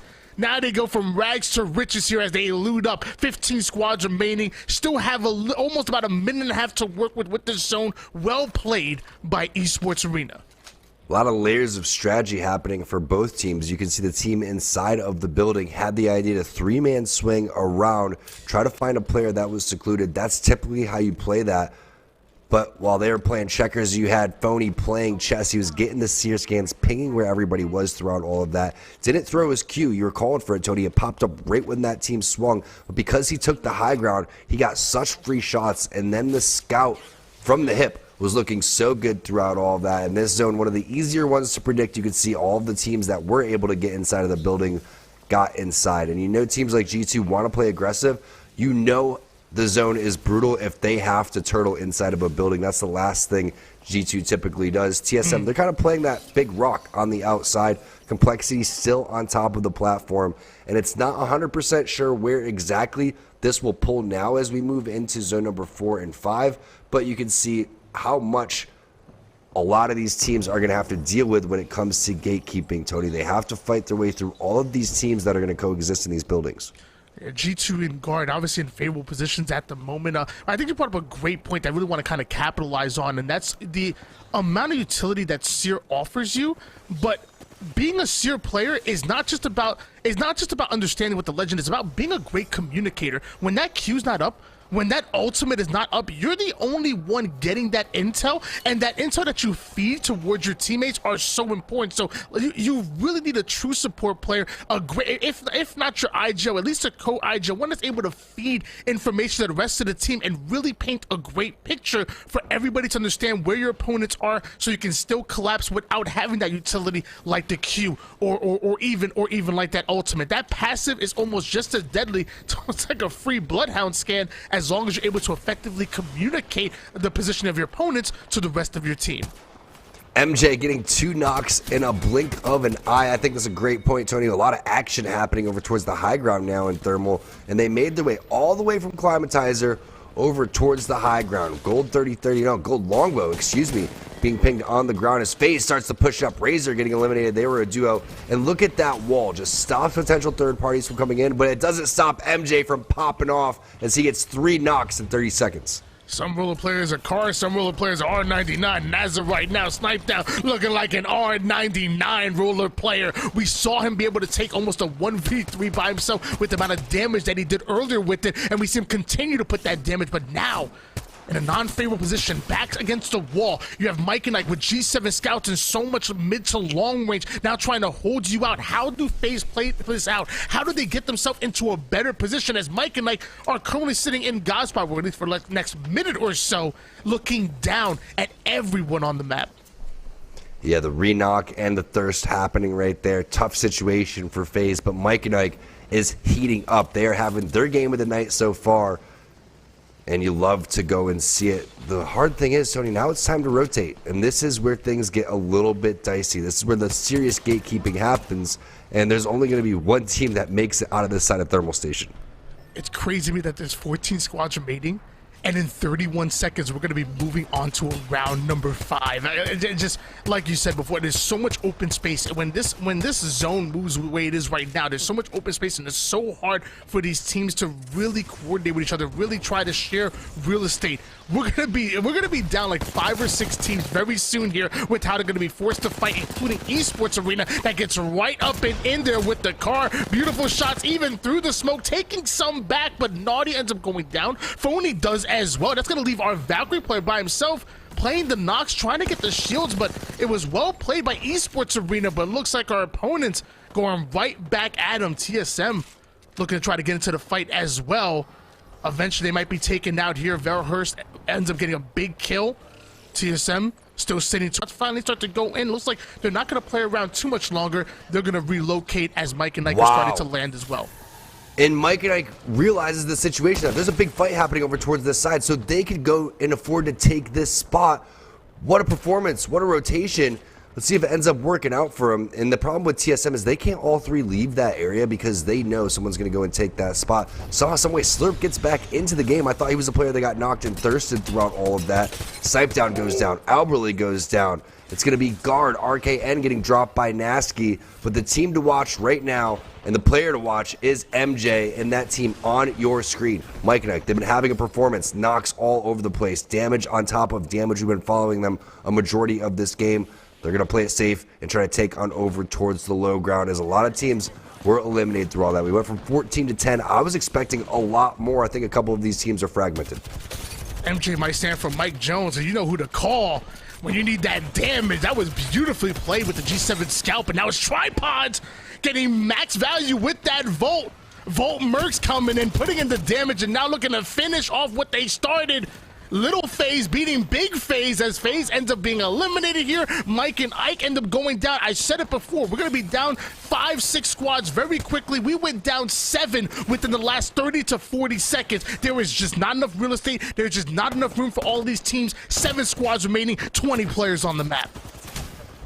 Prowler in the hands of Hal, difficult to use at that type of distance. I think that TSM was expecting these players to be a little bit more weak, but this is an extremely healthy team on the opposite side. TSM taking some serious damage. Nice shots coming in from Reps, but I don't think this is going to be enough for TSM. Deeds gets involved, Gent gets involved. Verholst doing whatever he can. He's got some good shots there onto Nick Mercs, but Tripods was extremely healthy. They mopped that fight up so quickly, and now they're taking it to TSM, down to 6 squads remaining out of a blink of an eye. Tripods, they performed extremely well in game number 1. I believe they're in 2nd place overall, as Designful is going to take down Verholst at the very end, and we're down to 5 squads. Again, over towards the G2 building. That is the spot to be. You can see 2 buildings are on the inside. That building can house a handful of different teams, sometimes 3 different teams here on both sides of the building and inside as Tripods makes their move. And this is a huge opportunity for Tripods. The #1 team in the guard has already gone down. You have plenty of KP to your name. Continue to put it down as the beautiful Thermite grenade gonna go in. Deed's able to take down Designful. This is Gent's former team right now. So we're not just talking about a 3v3. We're talking about a 3v3 that matters right now. Both of these teams wanting to win it. And of course, Tripods looking very good on the outside, but watch out for those nades. Watch out for the third party, which is coming in just 48 seconds until we're moving into our final zone. And with Bloodhound scans coming in, with nades raining down, this is an absolute war zone here. Down to 4 squads we go, Deeds. Taking some damage from the high ground. Be careful, Tripods. You don't have much cover to work with here. Tripods, the team to shut down Mike and Ike, and they were on a heater. Now Tripods is the team to realistically watch out for. Love the way that they were able to convert back-to-back fights on top of that platform, even while getting third-partied. Communication must be on point for these guys overall. It's going to be a sear scan, and the Bangalore Rolling Thunder coming down. A couple smokes happening as well. They desperately want to play on over towards the roof. That's where Nask is. Remember, we're talking about a handful of different teams could go and own this area. There's 3 just here alone as the knock comes through from Nasky. He's got the flatline over towards the high ground. Gentrifying has the black hole if he wants to go and use it, but the shots were so crispy, he didn't want to toss that one. Nasky ends up losing his life as the rest of G2 starts to push in. Fights taking place all over for the God spot. Chaotic on his horizon is going to take on over towards the high ground as well, and then boom, onto K-Swinny's head as G2 looks so healthy in this fight. Tripods may have went down, but look at the damage that they were able to create. Because of that, we end up seeing Team Nasky end up going down. Now G2 able to use this time to get fully healthy here. This is dangerous. G2 pretty close to fully loaded at the moment. They're ready to fight over towards the mid-range. This was their game to lose from the beginning. We saw it moving towards Thermal Station. We know how strong of a team G2. That is going to be it. G2 are your champions here in game number 3. And again, we talked about it with Liquid over towards Skyhook, eventually bounced on over towards Trials. What do you do when the zone pulls into your POI where you land? G2's been through this before. They used to kind of mess up and play that overly aggressive. They've learned from their past mistakes. They set up into the God building, which is the biggest building overall, and they held that throughout. Now, they held it with a composition where they weren't running Catalyst. They didn't have Watson. They had an aggressive team fighting composition, and they got rewarded big time. extra kill points over towards the tail end of that game. Great timing overall. 7 kills from Chaotic. 2,300 damage, putting Design and Resulta in the backpack. Oftentimes you have a game plan, you have a blueprint, but it's your ability to adapt that's able to get you those big wins. Like you said, G2, a heavily offensive team, forced to play within that inner zone, but able to thrive with it. We saw them in non-favorable positions, but not too long ago, we saw D's with that Thermite take down Designful and was claiming real estate right outside of the building that they were trying to hold when multiple teams were in that area. Scanning, nades, somehow they were able to play the res, get Designful right back up, and then they able to just play off of the damage that Tripods created, that Team Nasty created, picking and prodding, choosing their spots, stealing away kills left and right, and eventually stealing away that game. G2 not only able to be aggressive as possible, but also being able to adapt to any given situation, and they come out on top. Well played by them. 3 games on World's Edge. In game number 1 and in game number 3, we saw the teams that took the God spot really early on win the game. It's not easy to do, but they were able to do it. But another great performance from Tripods. Remember, they had some pop-off moments overall. Even though they didn't get the dub, it was still another really strong performance from them. Winners of game number 2, Nasky and his squad, they were still in the running too. That was the team that eventually ended up taking the roof and dropping Tripods as the res was happening that you were talking about, Tony. So overall, some pretty consistent squads here on World's Edge. It was well played by them, and like you said, Tripods definitely going to be in the mix for stealing that number 1 spot. Eventually, Guard went down a lot earlier than expected, maybe like 6th or 7th place. Tripods were in that number 2 spot. They were to make it to the top 4, maybe even top 3 as well. So we can see Tripods really climb the ladder. We're definitely going to see G2 do the same. There's going to be a lot of movement when it comes to that leaderboard, and I count 1, 2, 3 games. Is that it for World's Edge? Are we going to Paradise Island? I think we going on a little vacation, right? Yeah, let's go change into our Hawaiian shirts, and while we'll do that, we're going to toss this one to Yeso back in the studio as we get ready for Storm Point. Right after this, I'm going to have to go put my sunscreen on real fast because this pale skin does not agree with the sun very much. T-Squared, welcome back in, everybody. First half done, all set on World's Edge, and it's G2 that close out that first half with a very impressive win. But I think T-Squared making a really good point talking about how Tripods have had 2 really strong performances in this first half. Games 1 and 3, they looked really good in this one. And yeah, unfortunately, they get caught on the low ground there by Team Nasky, who take the roof there in that late circle and are able to clean them up. But Tripods looking solid. Deeds having a great performance so far tonight. We'll have to see what Tripods can do with this switch over to Stormpoint, if they can keep that momentum rolling. Meanwhile, the Guard have been fairly quiet since that big game 1 performance. A little better showing here in game number 3, but still have not been as dominant as that 15 kill win we saw to start off the day. We'll have to see what they can do. And then, of course, G2. And really, this is a G2 team that I'm very proud that they have been willing and able to spotlight and highlight Chaotic so much, because really when you look at a lot of G2's performances as of late, it has been Chaotic being that focal point, being that big fragger for the team, and has been thriving in that position. And of course, with those 7 kills in this game, definitely doing work here for G2 tonight. We'll have to see what they can do as we head into that second half. But G2 with a very impressive win here in game number 3. And that brings us to our Mobile One high performance moment here for our 3rd game of the day. Let's take a look here at this one. And it's, of course, Tripods here when they get into the mix and get caught on the low. Team Nasky with the high ground on top of the building. And as we well know, G2 are on the inside biding their time, and Jet trying to get that angle. Great damage there with the R301, but it's not enough as the teammates go down here, and Team Nasky are able to hold the top of the building for the time being. But the problem is that then they don't get this reset, right? You see K-Sweeney try to find some bit of safety there as the squad was doing such a good job fragging multiple different teams, but they get caught, and ultimately it's why they don't win the game. But I do want everybody to just take a quick peek at the stats at the top right of your screen when we swap over here to the POV of Team Nasky. 15 kills there for the squad to this point. So while Team Nasky don't get that all-important win, they made up for the kills that they didn't quite have in their win last time around. Because you'll remember they had 4 kills in their win in game 2. They had a ton of KP in this game, and they're going to be very much in the mix at the top of the standings. And the Guard can have a lot of teams creeping up on them. That brings us to our Mobile One leaderboard. Let's check out where all of these teams stand at this point. Through 3 games, Team Nasky has stolen away first place, and Tripod's jumping ahead of the Guard here as well. So the Guard, with a 27-point performance in the first game of the day, have followed that up with just 5 points between the last 2 games. They are tied with G2 right now for third. So that is a very close call there inside of that top 4. FaZe, of course, rounding out that top 5 with 23 points. G2 in 6th with 22. And now 100 Thieves, the only team remaining on this leaderboard yet to put a point on the board. Tyson and Aegon by AOC, as well as Mike and Ike, the 3 representatives from the Series E partner squads inside of that top 10. Still with some work to do, but they are in a good position to make some moves here going into the second half. We will have Stormpoint and plenty more when we come back.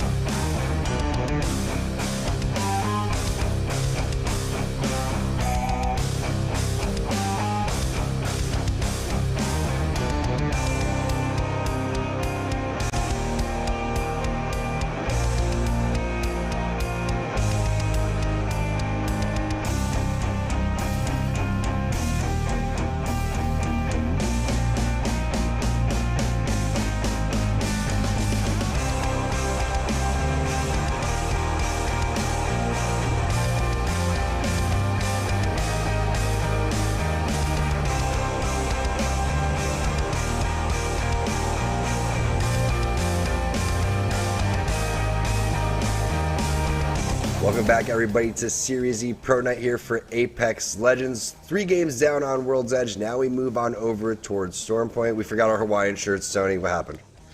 I didn't get CC'd in the email. You know, let's be honest, man. It's December, brother. I'm from New Jersey. I got a North Face if you want. I can grab that. But Hawaiian shirts, those are packed up. Winter gear is out. We're gonna be those dudes, full jeans at the beach. You know, that's how we're gonna be rolling, wearing our sneakers and everything, sandal up in our shoes. That's how we're rolling. Now I'm from New York, so I definitely understand where you're coming from. But these players are getting ready, and it's gonna be interesting to see which legend compositions kind of move over. Are we still gonna see Catalyst in the favor of TSM? We saw Hal over there, and I was in his stream checking out what they were talking about, and they're going to continue to ride with Catalyst even though it didn't really work out with them. And they were having a conversation about, hey, what was, was it a legend thing or was it us just kind of misplaying? I really feel like there's going to be a lot of learning curve with that, and I think that there's a lot to look forward to with TSM. I'm just happy that they're trying out new things because I feel like there's just so much talent on that team. They already know how to play a majority of these legends. So when a new legend comes out, why not just give it a go? Why not continue to put the pedal to the metal? Heck, maybe we even see some more crypto from these teams as a way of trying to strategize and work through the next level of what the meta is going to be. I think that Catalyst definitely has a potential future going forward, but it still remains to be seen in which team is going to be the one to go and utilize that.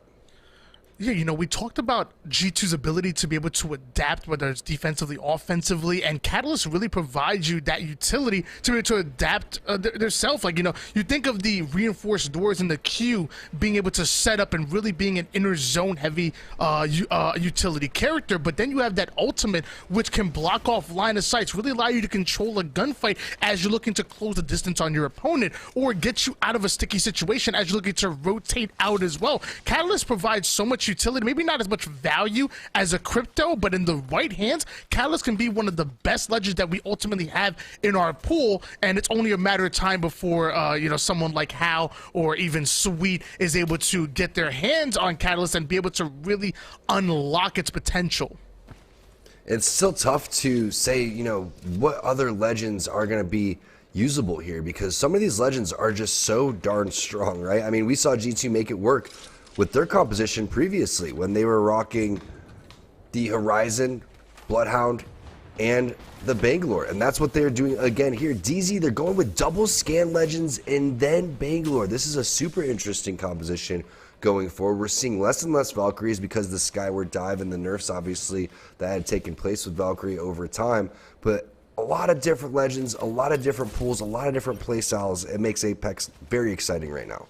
I've always been a big fan of Bangalore, especially on Stormpoint. There's so much open field that you can really play around. I think Bangalore is great for obviously playing through res, getting out of situations. The ultimate, being able to block off lines of sight, is very similar to Catalyst as well, and also do that extra damage. Then, I mean, come on now, just that speed. When you are running around the map as fast as Octane without stimming, it's absolutely incredible. It only happens, obviously, when Bangalore is being shot at. So I'm going to see exactly what information that provides you, especially combining it with a Bloodhound and what 100 Thieves look to do going forward. Meanwhile, that zone really pulling over towards Cascade Falls. I know Team Liquid and Guard are very much happy with that, especially Guard. Guard earlier in that game number 2 had a little bit of a tough game because of how long they had to rotate towards that zone. But game 1 and game 3, they had a great game because they had a shorter rotation and were able to get to that inner zone as quickly as possible.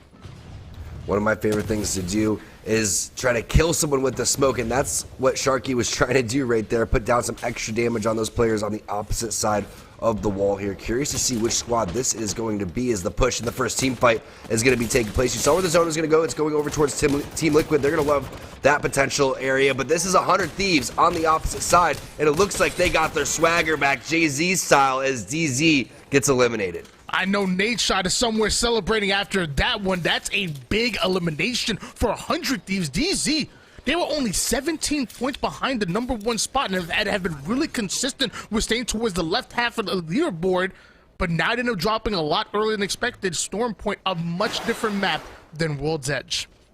And Nocturnal, unfortunately, griefs his door. I don't think that was the plan right there throughout all of that, but they are going to take a priority building over here, and this should be a fairly predictable zone. I feel like it's a little bit more predictable on Stormpoint than it is on World's Edge. You saw that crazy bounce over towards Trials in game number 2 that Team Nasky was able to take advantage of. This is a little bit slower pace, though, as you saw. Not as many 50-50s in game number 1. We had 3 right here. Just one quick team fight, and it was really nice to see 100 Thieves get a team fight win under their belt. It seems like FaZe has been their kryptonite.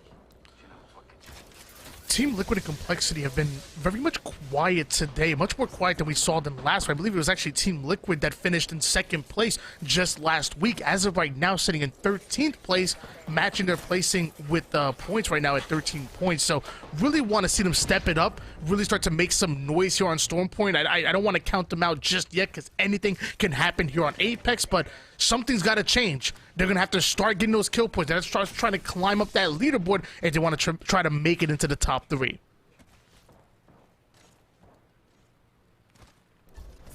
That is facts. As you see, TSM still rocking the Catalyst. That's what we were talking about beforehand. And it looks like they have a team on the outside of their building that's trying to grief their doors. It's the Valkyrie missile swarm that's taking place. But Verhol's peppering some players down below. And I like this play from TSM. You have Catalyst get inside over towards a priority building, lock things down, shut these doors and let the teams come to you, especially with this many windows. There's a lot of kill opportunities when teams will start to rotate in. ESA with some kill opportunities here as the shots are connecting. Also, Snipe down.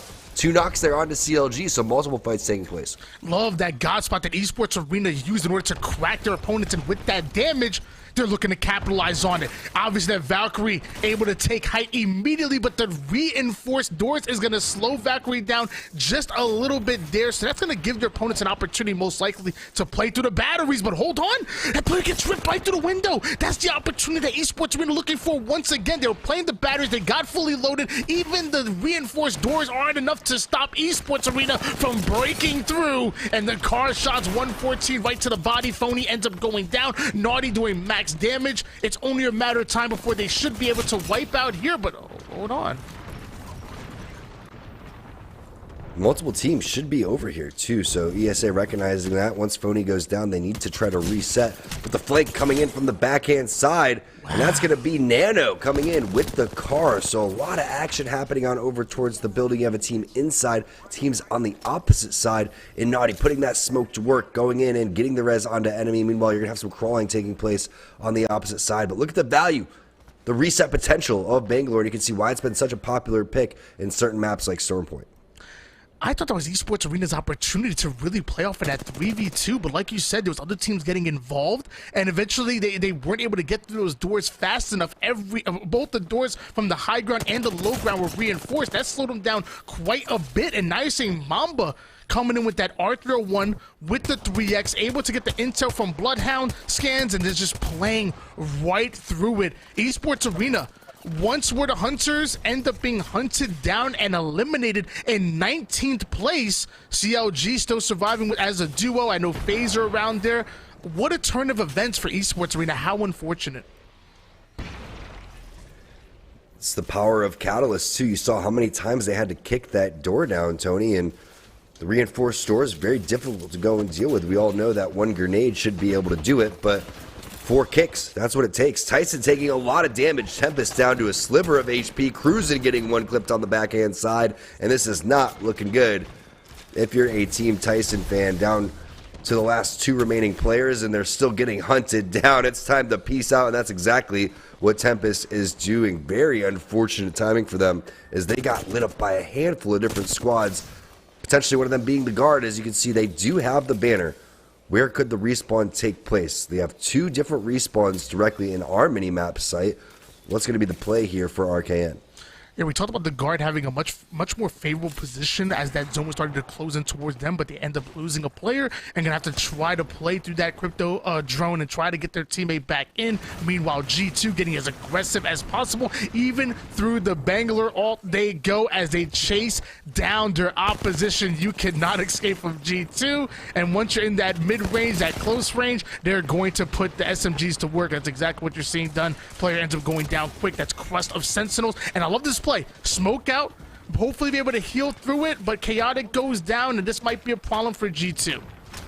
But this is, again, the potential of Bangalore to be able to reset in these fights. However, when Resulta gets knocked, it's just not looking too hot as 100 Thieves feeling a little bit of a heat check after their team fight win against DZ.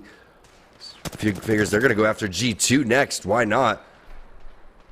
It's a very similar type of play style here over towards the bottom hand side of this hill is the same composition being used as well. Pings going down. Designful ends up getting re-knocked there by the 30-30. Chaotic trying to advance with his R301 onto LG, so it's going to be multiple knocks coming in for both of these squads, and it makes you wonder, is 100 Thieves going to continue to try to push in on this and take advantage? But everybody seems like they're playing Bangalore right now.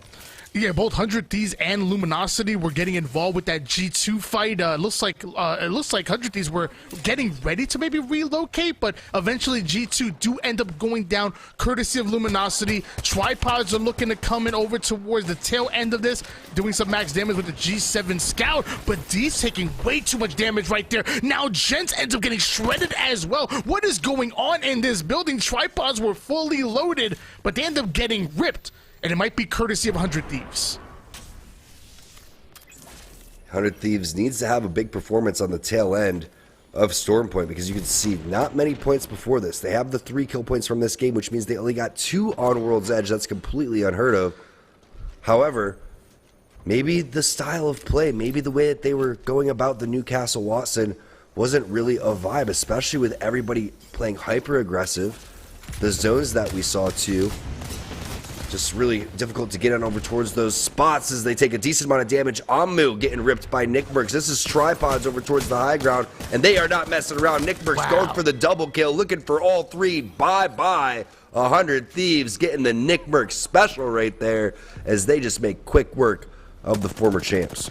Ladies and gentlemen, we have a new kill leader, and it's Nickmercs so far in the lobby, but Luminosity Gaming looking to come in. It was just well played. We saw Tripods get ripped by 100 Thieves as they started to approach that building. They were able to regain, able to slay out. Now Luminosity coming in with the Peacekeeper, laying down the law. Beautifully played as Deeds and Nickmercs both go down. So a pseudo 3v1 at the moment as Gent is the final player alive for Tripods, and Luminosity Gaming are making sure that there is no res in sight. Well played by Luminosity Gaming to wait for all of this action to go down, for them to come in right in the right moment, secure their kills, and just like that, we're down to 16 squads, but we know there's at least one rat on the map, and his name is Gent. And I'm looking at the replay of that fight against 100 Thieves, and you just see the power of Horizon and Seer in these instances. They were able to get the scan, and then they figured, let's go toss that black hole. And it's so unfortunate for Tripods now that they're just down to one player, because they played that team fight against 100 Thieves so phenomenally that, again, it just shows the power of that composition. And that composition continues to stay inside of the meta while a lot of other teams are trying different things. Watson seems to be a very popular pick. That's been successful.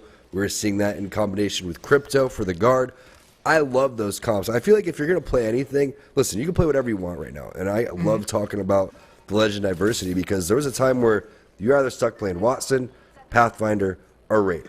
And it just wasn't nearly as fitting for what your playstyle potentially could be, what your team's playstyle could be, what your individual playstyle could be.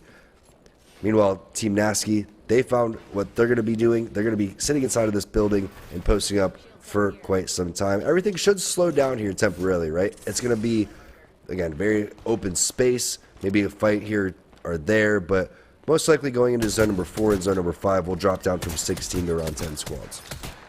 You heard it here first, ladies and gentlemen. Coach T-Square saying you could play any Legend and really encouraging you to bring out the Mirage. Everybody right now should be having a Mirage in your rank composition, especially if we're playing tournament play. Any Legend is viable at the moment, especially the decoy master himself in Mirage. Luminosity Gaming staying over toward the edge, just trying to get as much intel as possible before they exactly push in. I like this actual play by Luminosity Gaming. Obviously, they're not comfortable within the zone, and obviously they want to try to get within it with the next 55 seconds, but rushing in with no intel is a bad idea.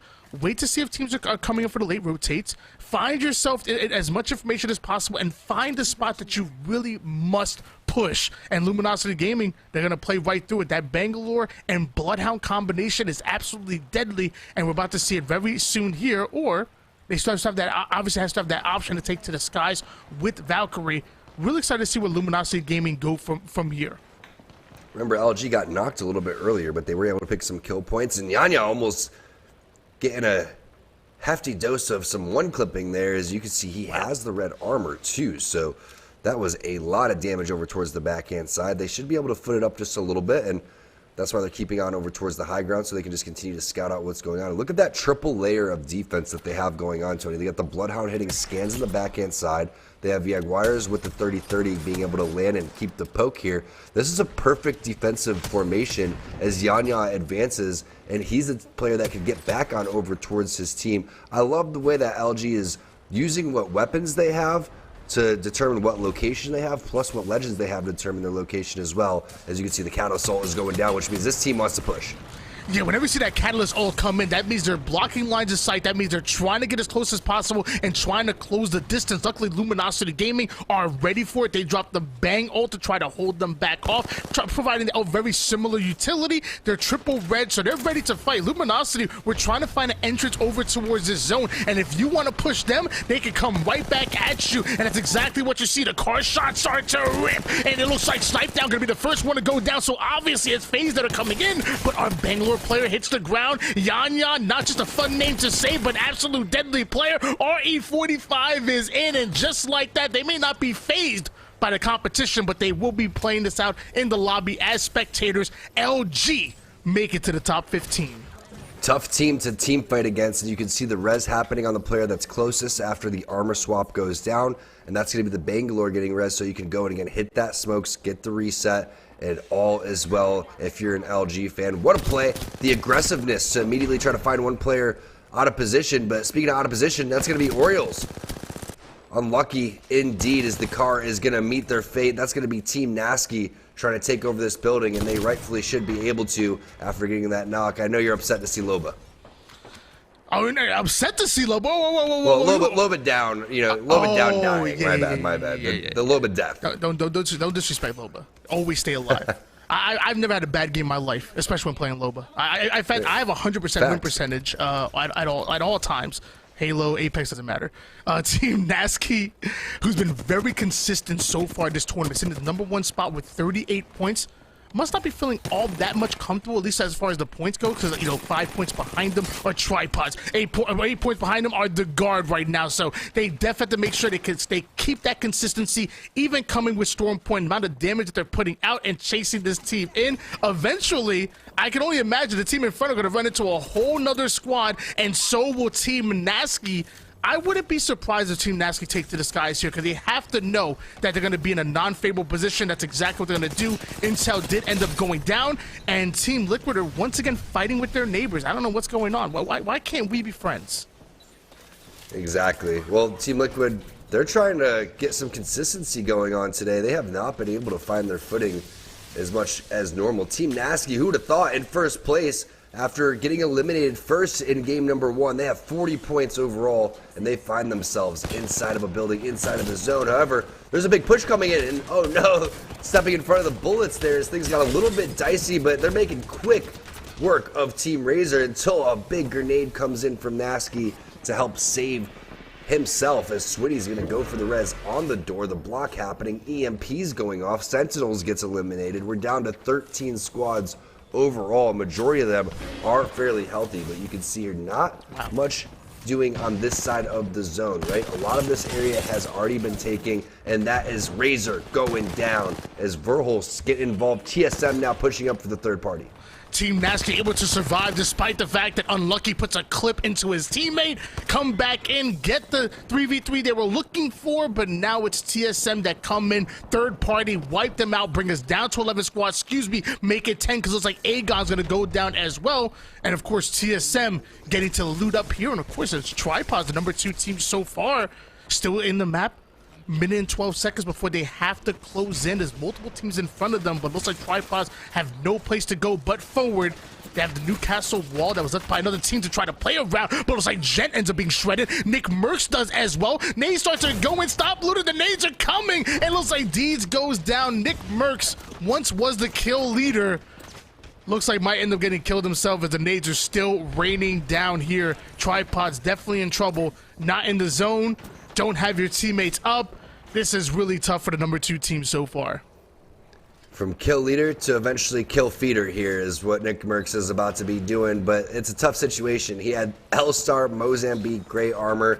You're like, oh, look at these death boxes. I wonder why they're here. Yeah, because a lot of people just died right there, so not as free a loot as they were hoping for, as they still have not been able to get Rambo back up, and it looks like they won't be able to unless a Moby goes down throughout all of this, but they are in a good spot inside of the zone as we switch on over to CLG to see what they're up to. They're at the bottom of the wheel. Horizontal goes down, immediately gets taken down. You know that's always going to be followed up with some grenades, arc stars, frags all over the place. It's Wizard Coin with the Kobe.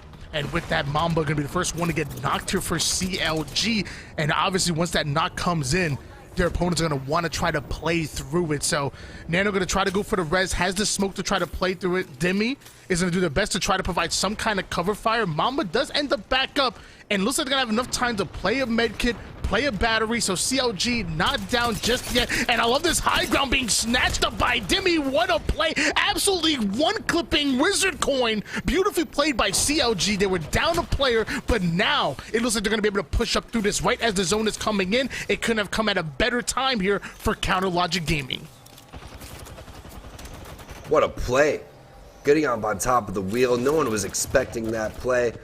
A lot of times you would think that the Seer is scanning for that, but just a sliver of missed timing coming in. But CLG now gets dropped on over towards the side. 2 players eating it as Nano gets eliminated. CLG goes out. Liquid goes out. TSM still involved in this one. MPS is having their best game so far. But the duo of the guard, unfortunately, again, lost out on Rambo early. They've been posted up in the building for quite some time. Fortunately for Mike and Ike, they were able to get Wizard Coin back in. And now we're down to 6 squads in this final zone. This is going to be such an exciting ending. But look where Mike and Ike is relative to where they have to go in about 26 seconds. Mike and Ike have probably the longest journey to make. TSM aren't all that comfortable, but they're not in the baddest position as Mike and Ike at the moment. Many teams are going to have to relocate here. Try to take as little damage as possible, because once that zone is coming in, you will be forced to fight. You will have to earn that next position. In about 10 seconds, we're about to be down to 1 squad very soon. Excited to see what the power of Catalyst holds in these type of situations. Which legend composition, which position is going to reign supreme? LG's been playing a great game so far. We saw the fight win against FaZe. Now the push coming in from Mike and Ike, and it looks like they want to take over that roof, but they didn't realize there's 3 teams directly behind them. And it's going to be a great horizon ult coming in from MJ. That should be enough for the rest of his team to come through, but that Newcastle wall, so well placed. Now the rest of the members coming in, and Madness with some great spray on the backhand side. Unfortunate that they did not account for the teams that were directly below them. Seems like a little bit of a misplay coming in from Mike and Ike, but our teams are going to take advantage of that 10 times out of 10. Complexity sitting pretty inside of the building. Mobile respawn going down. Smoke happening on over towards the roof. We've seen the car. We've seen so many Digis, but it's TSM taking control of this game. They got control of the roof. They still have their Catalyst wall. LG's out, Mike and Ike's out, and we do have a couple of players that are still down on the ground. So this is going to be a very easy pickings for TSM if they keep this roof. Yeah, just 3 squads remaining, and I can only imagine it's what is a 3v2v1, maybe even a 3v1v1 with the down player as well. This is looking like TSM's game too. I couldn't even imagine a world where they don't win, but Rez coming in, that player coming down right into TSM's lap. Just another knock for TSM.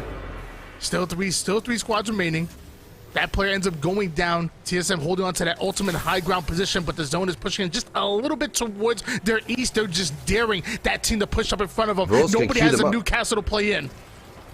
I'm surprised that they don't queue themselves up throughout all that. Instead, it's going to be a wall play. They get and put themselves on the opposite side. And again, this is what Catalyst is all about. Waiting to the final second throughout all of this. And they may not even need Verholz's ult the way that they're playing this one. TSM taking the win, the first one on Stormpoint, and that is how you play Catalyst.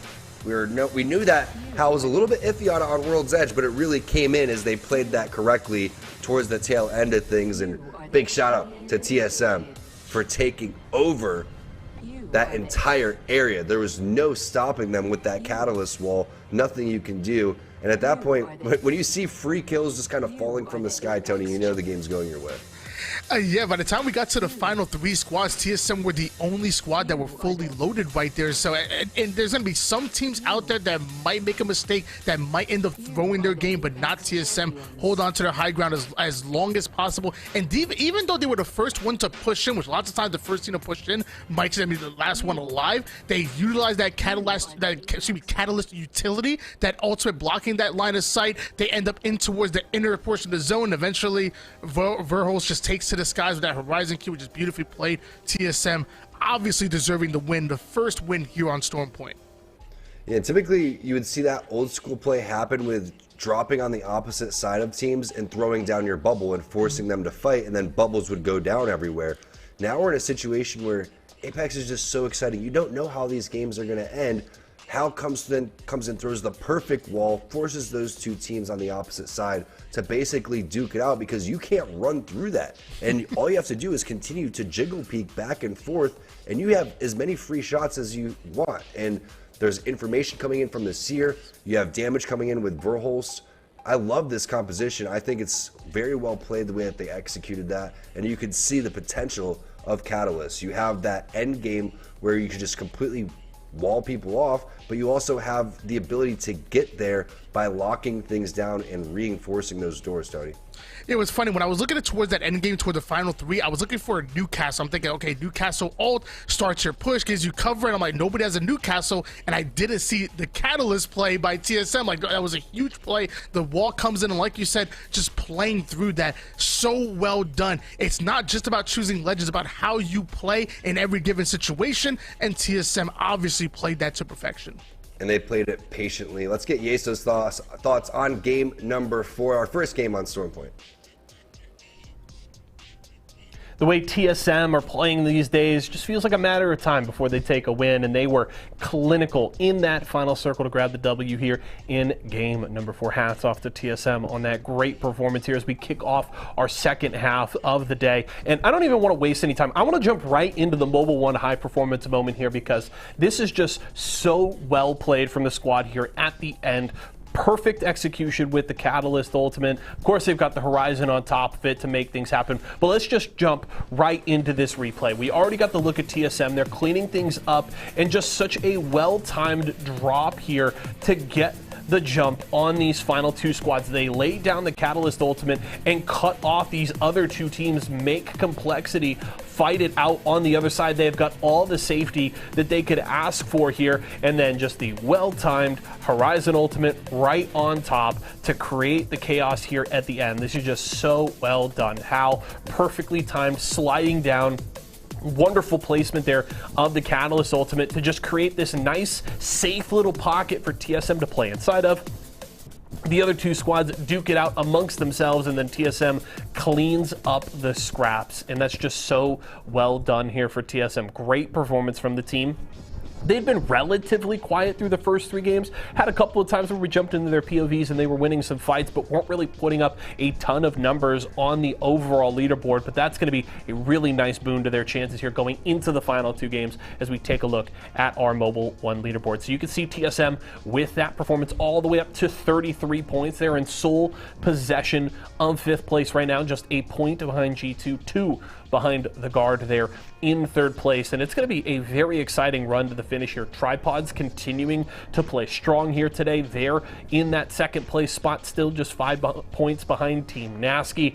And things are getting rolling here at the end with 2 games to go. It's going to be a hell of a fight to the finish. We have 4 different winners through 4 games, and there is a very tight pack there at the top of the leaderboard, and I can't wait to see how things shake out here at the end. But hats off to TSM. Love seeing teams bringing out the Catalyst. A very fun pick. Does some similar things to, in terms of controlling space, the way you can with a Caustic, I should say, but the utility of that Catalyst ultimate can really make some incredible plays, and I think we just got a perfect look at the kind of incredible things you can do with that kit there with TSM's play in that final circle. We're going to go to a quick break. When we come back, T-Squared and Why Not get you ready for game number 5.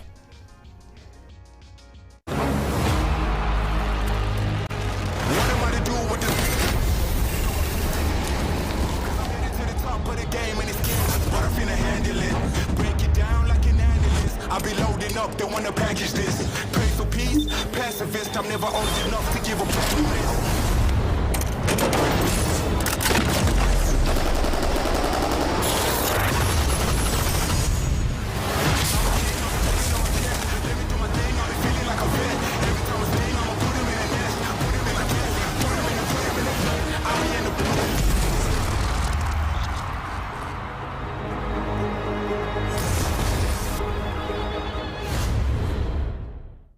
When the chicken is this crispy and this tasty, it doesn't matter what else is for dinner. Tyson Crispy Strips are so delicious, they'll be your favorite part of every meal. More crispy chicken, more family faves, more to love. Tyson.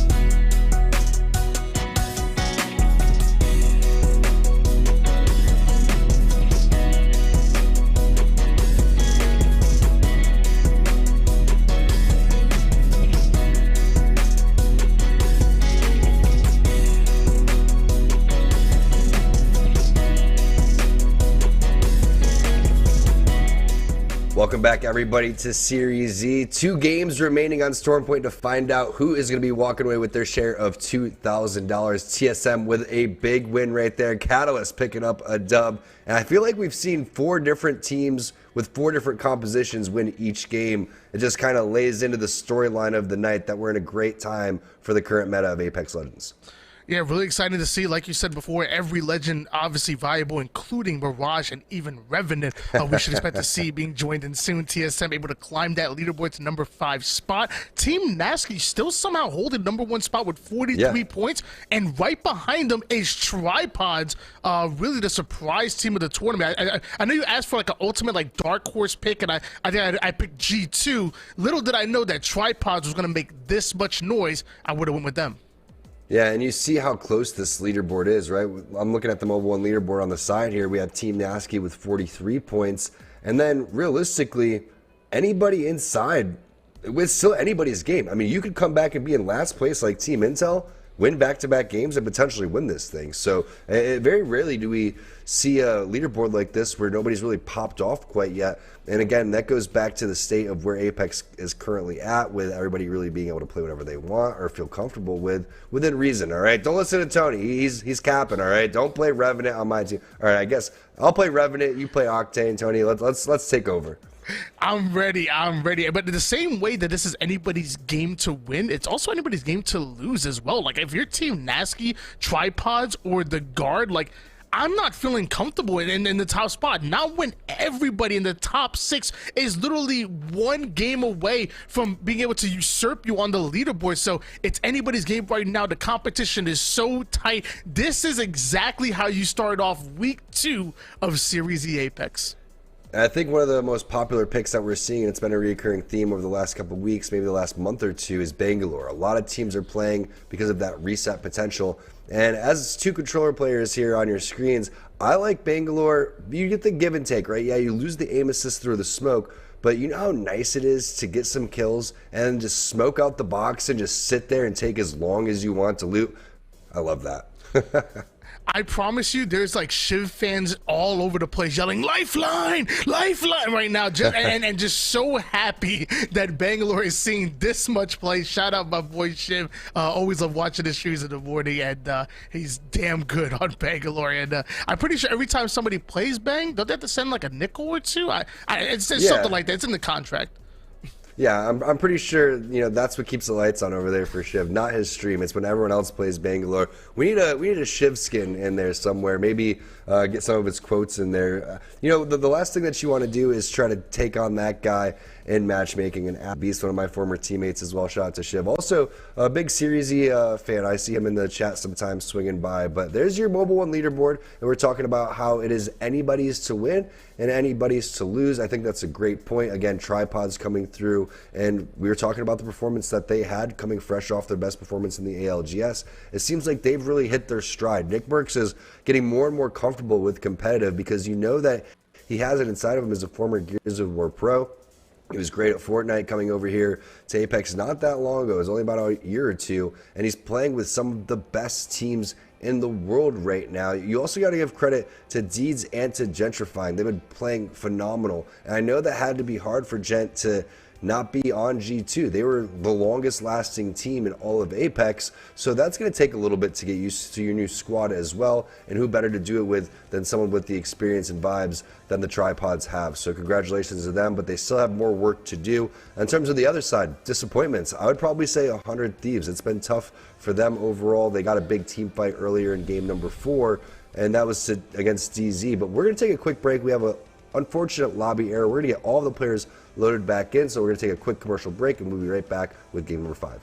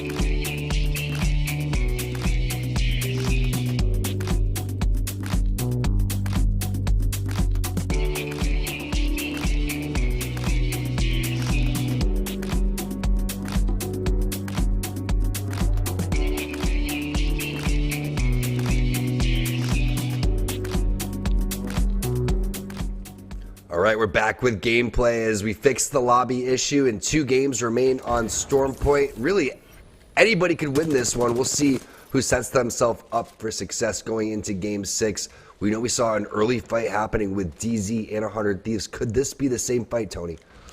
It might just be, and it looks like already seen damage come in. Zero taking a lot more than he can chew, but luckily able to get right back up to full shield. It looks like DZ wanted to relocate, maybe even get out of this fight completely. Not the fight they're looking to take. Right to the room they go. They might just be zipping up because 100 Thieves is definitely on their tail. I wonder if these 2 teams are going to fight every single time in this particular spot. It's absolutely hilarious that it's going down the same exact way as before. And now we're seeing Gibby come to surface here. It's going to be Scurry putting it together. We've seen a lot of different legend compositions, but we haven't seen a Gibby quite yet. So excited to see what 100 Thieves does. And they need a little bit of help, so why not call in the big man with the shield to cover for his brothers as a lot of damage being traded back and forth. The door potentially getting kicked down. Cyril is going to happen. The scan ends up missing. And now they're just going to kind of wait this ult out. I mean, it's a double scan composition. They have Bangalore, Seer, and Bloodhound on the opposite side. Makes it very difficult to push in. And both of these teams really desperately needing this fight right now. You know, they're both finding themselves on the right side of the leaderboard. At this point, there's only 2 games left. This is my favorite part of the tournament, when all of these teams are forced to fight, get aggressive.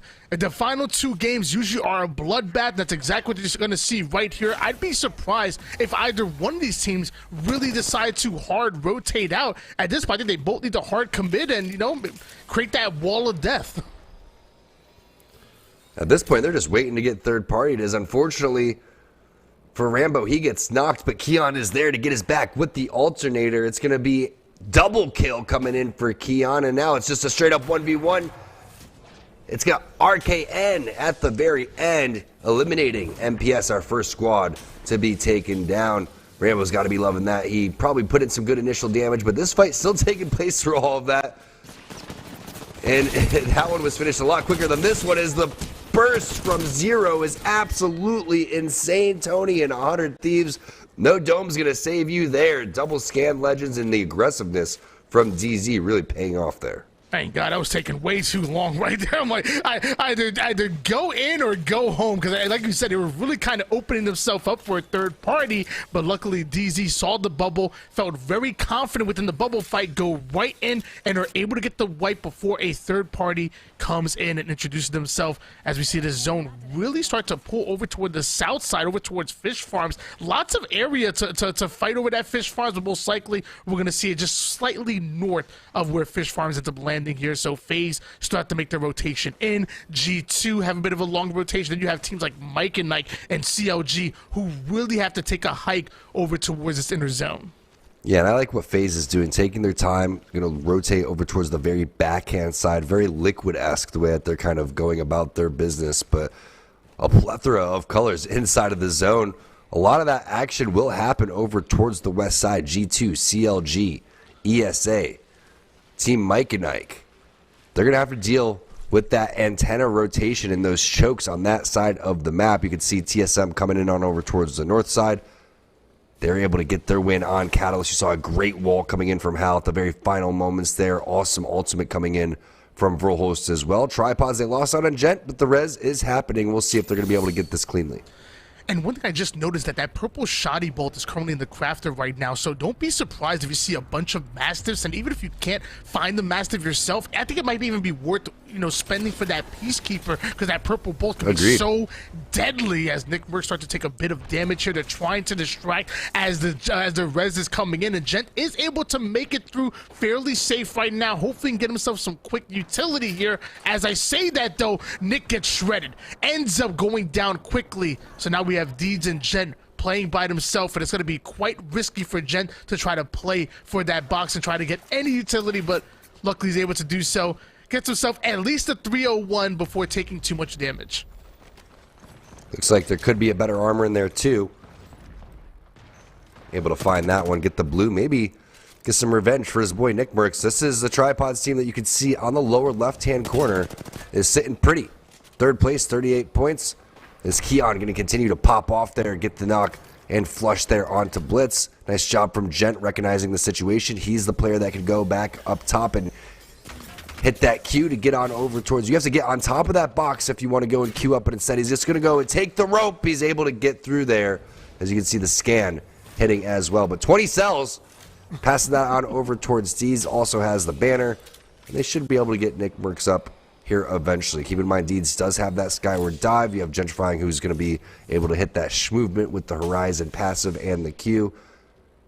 G2 waiting in the wings to potentially pounce on a team. It's going to be a Rolling Thunder to start. Smoke coming on over towards the side. No digi threats, but that is what you're looking for Bangalore. Trying to isolate fights and Designful taking angles to try to advance forward.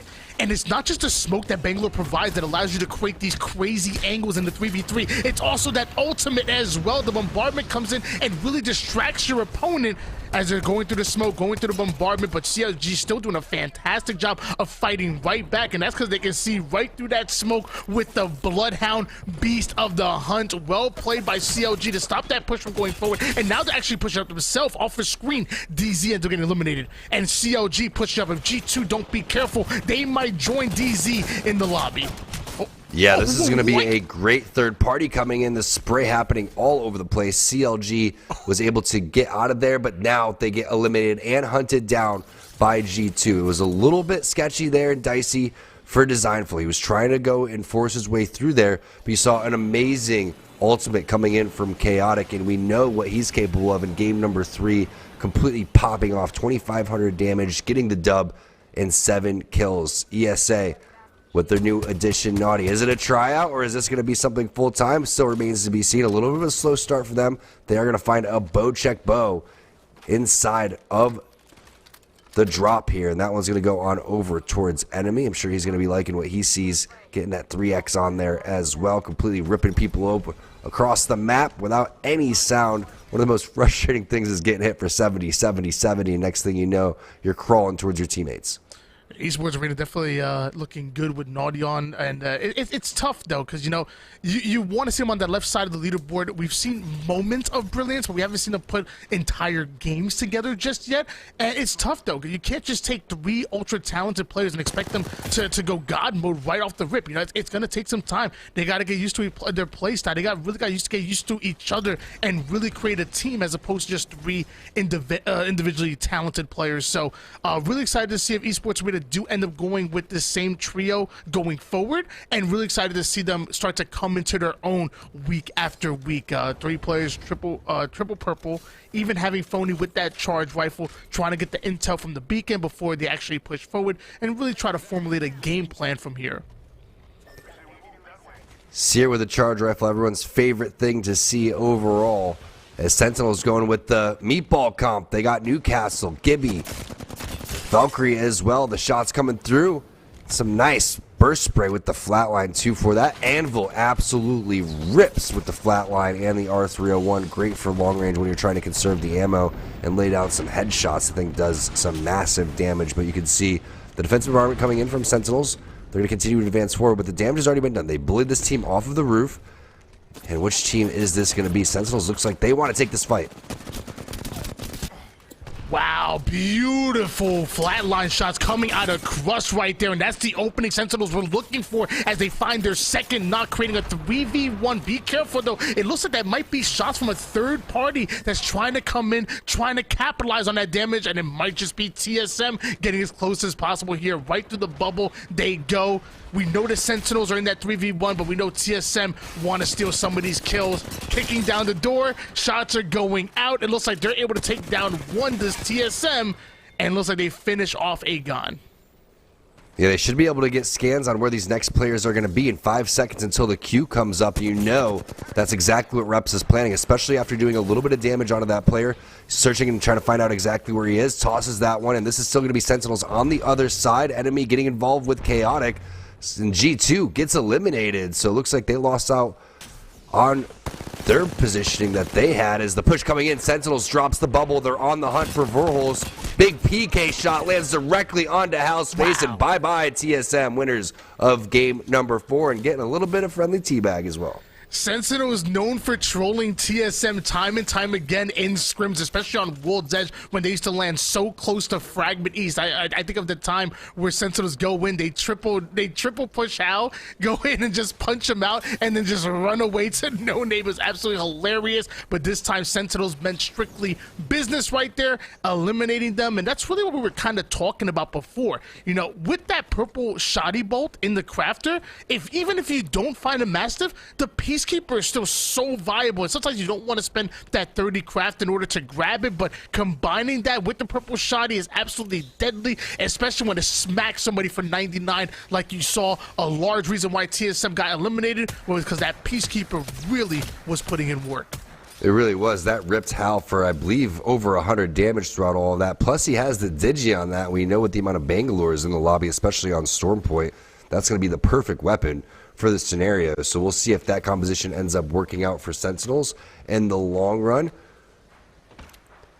And we've seen a handful of different Legend compositions come out from them. Heck, they were the team that was running Revenant, I believe, at one point, when that was, I think, Lou coming through and was on that former Sentinels roster. As we take a look at where this zone's going to be pulling, and it's going to continue to pull on over towards where Team Liquid was set up. But that has to hurt for Nickmercs because of the fact that he knows his team has the God spot right now, but there's no way they could leave that to go and hit the reses because a handful of teams will immediately collapse. Some big damage coming in from Phony. He only takes 50 and lays down about 150 overall, 304 away from charging up that Evo shield. But the pings are going down on to where they need to rotate towards, and it's a tough task to rotate past this area. A lot of open field, and that's why the charge rifle is going to put in work. It's so amazing that the charge rifle somehow remains this floor loot with how much damage it does on the maps. Upgrading Evo shields, really controlling the pace of fights. It's really is deadly in the right hands or even the wrong hands. Doesn't matter. Anybody can shoot the daggone thing. Meanwhile, Luminosity Gaming end up losing out a player completely. Luckily, they're able to get the ban. Looks like they're trying to play for the res, but as our Bloodhound player was doing it, even through the Beast of the Hunt, wasn't able to get out of this situation alive. Bangalore coming in quick with the smoke, quick with the res. Hopefully Luminosity Gaming can get back up to fully loaded because they really are in trouble at the moment as we're down to 13 squads in 17 seconds. We will be starting to close in this round number 3 as we approach round 4, and Mike and Ike coming in with a sweet treat. Yeah, MJ typically has the R301 in these situations, but he's going to take the scout and the knock onto Phony. We were talking about how difficult that rotation eventually was going to be, and now you're starting to see that come into fruition there for ESA. Mike and Ike, they have had a pretty solid day overall. They haven't been able to close out a win, but I like the way that they're playing, especially considering this was a team on the verge of getting relegated and not making it in until they really popped off in the final moments of last season of Series E, and they've continued that momentum and have looked like one of our strongest partner teams. Yeah, they're definitely one of the teams that came in late and got a few points and just kind of ran away with it in the previous season, and really showing why they were able to do so here in this season, week 2. Mike and Ike consistent with staying on the left-hand side of the leaderboard, but now we want to see them put a complete game together, or we want to see them get shredded. My gosh. Rambo's R301 shots hitting from long range, even with the 2x bruiser, and that's exactly what the guard were looking for to start to get closer, start to rain down those grenades. They're going to look to angle out their opponent down to 11 squads at the moment. Guard still comfortable in the zone, and you know many teams wanted to get involved as well. Absolutely shocked they're not going to go and push this advantage, especially considering how much ammo Rambo has. He needs to get that ammo off of that box, so they could have continued to push and try to take that, but instead they're more focused on their back. They know that they have that team directly in front of them and they have another team behind them. So if they don't focus these guys and allow them to get pressure, then it's going to be a free rotation, as you can see where that zone's coming. And remember, we had the early call on what FaZe was doing. This is something that we've seen in the past. Play that very backhand side of the zone, keep all the action in front of you. A great recipe for success and to get a dub. Team Nasky in first place overall. They do lose it on one player. You can see the shots coming in from Nasky, completely ripping the enemy players apart, but unlucky, had to dip out. He needed to hit the battery, and now it's not looking good for Team Nasky. Number 1 team so far on the leaderboard is Nasky right now, but like you said, it's not looking good. You're seeing multiple teams in front of them. R301 shots are going to connect, cracking the player. Beautiful shots coming out of Unlucky. Nothing lucky about that, and with that, somehow able to knock a player onto Incel despite taking damage from behind. I don't know how unlucky he's able to get the knock, but then they have another team onto the high ground. I don't know why his name is unlucky. Right now, the movement right now, the fact that he's still alive at the moment is quite lucky indeed. He was able to survive at least one extra placement, but eventually Nasty do end up going down. Tripods down to their final member here with 9 squads remaining. We're seeing Sentinels start to get knocked here courtesy of FaZe holding them out, like you said, keeping their backs against the wall and holding everybody in front of them. A great way to take these fights. Look at Slurp just in the middle of the open in the street saying, let's go, I'm ready to duke it out with anybody. He has that extra movement for when he ends up getting shot at, which you brought up earlier, Tony. Just makes Bangalore so awesome. I love that. One of my favorite passives in the game, right next to Horizon with her moonwalking abilities. But FaZe has done a great job of owning the real estate, getting back, picking up some kills, and not affording another team to take the God spot. Because you can see the Valkyrie ults are coming down. If you do not show together, then they will potentially land on you, and that's exactly what Snipedown's doing. They're sliding back. Alworley's making the call. And that's why it's so great to have an experienced player like that on your team. They are hunting down where these teams have went. Unfortunately, it's a little close to them, but they are ready for it. The damage is coming down. That's going to be Sentinels going down, Razor going down as well. The bow shots from Alworley just ripping this team apart. FaZe really known for their ultra-aggressive playstyle, playing the edge of zone, but now you're seeing a great defense as an even better offense as FaZe is absolutely shredding the lobby, now closing the distance with that Catalyst ult, blocking that line of sight, and just going to play through it, poke and prod. Newcastle the biggest target, so the first one to go down. It looks like all of Incel end up hitting the lobby here, and with that, FaZe have an opportunity to try to play through the rest. Complexity as a duo might still be able to get in time, but that Catalyst ult is still blocking the line of sight. Gonna play through it. Right with the card they go. Absolutely griefing FaZe at the moment. Can Complexity complete the wipe? The problem is for FaZe, they stood in an Arc Star. There was an Arc Star directly in front of them, and they all just ate it. That team fight was not nearly as clean as it should have been, and Complexity is going to take advantage of that situation. Running through the wall, didn't really matter. Hitting the Newcastle wall, that didn't matter. They're still going to go and full send that one. It's a 3v3v2.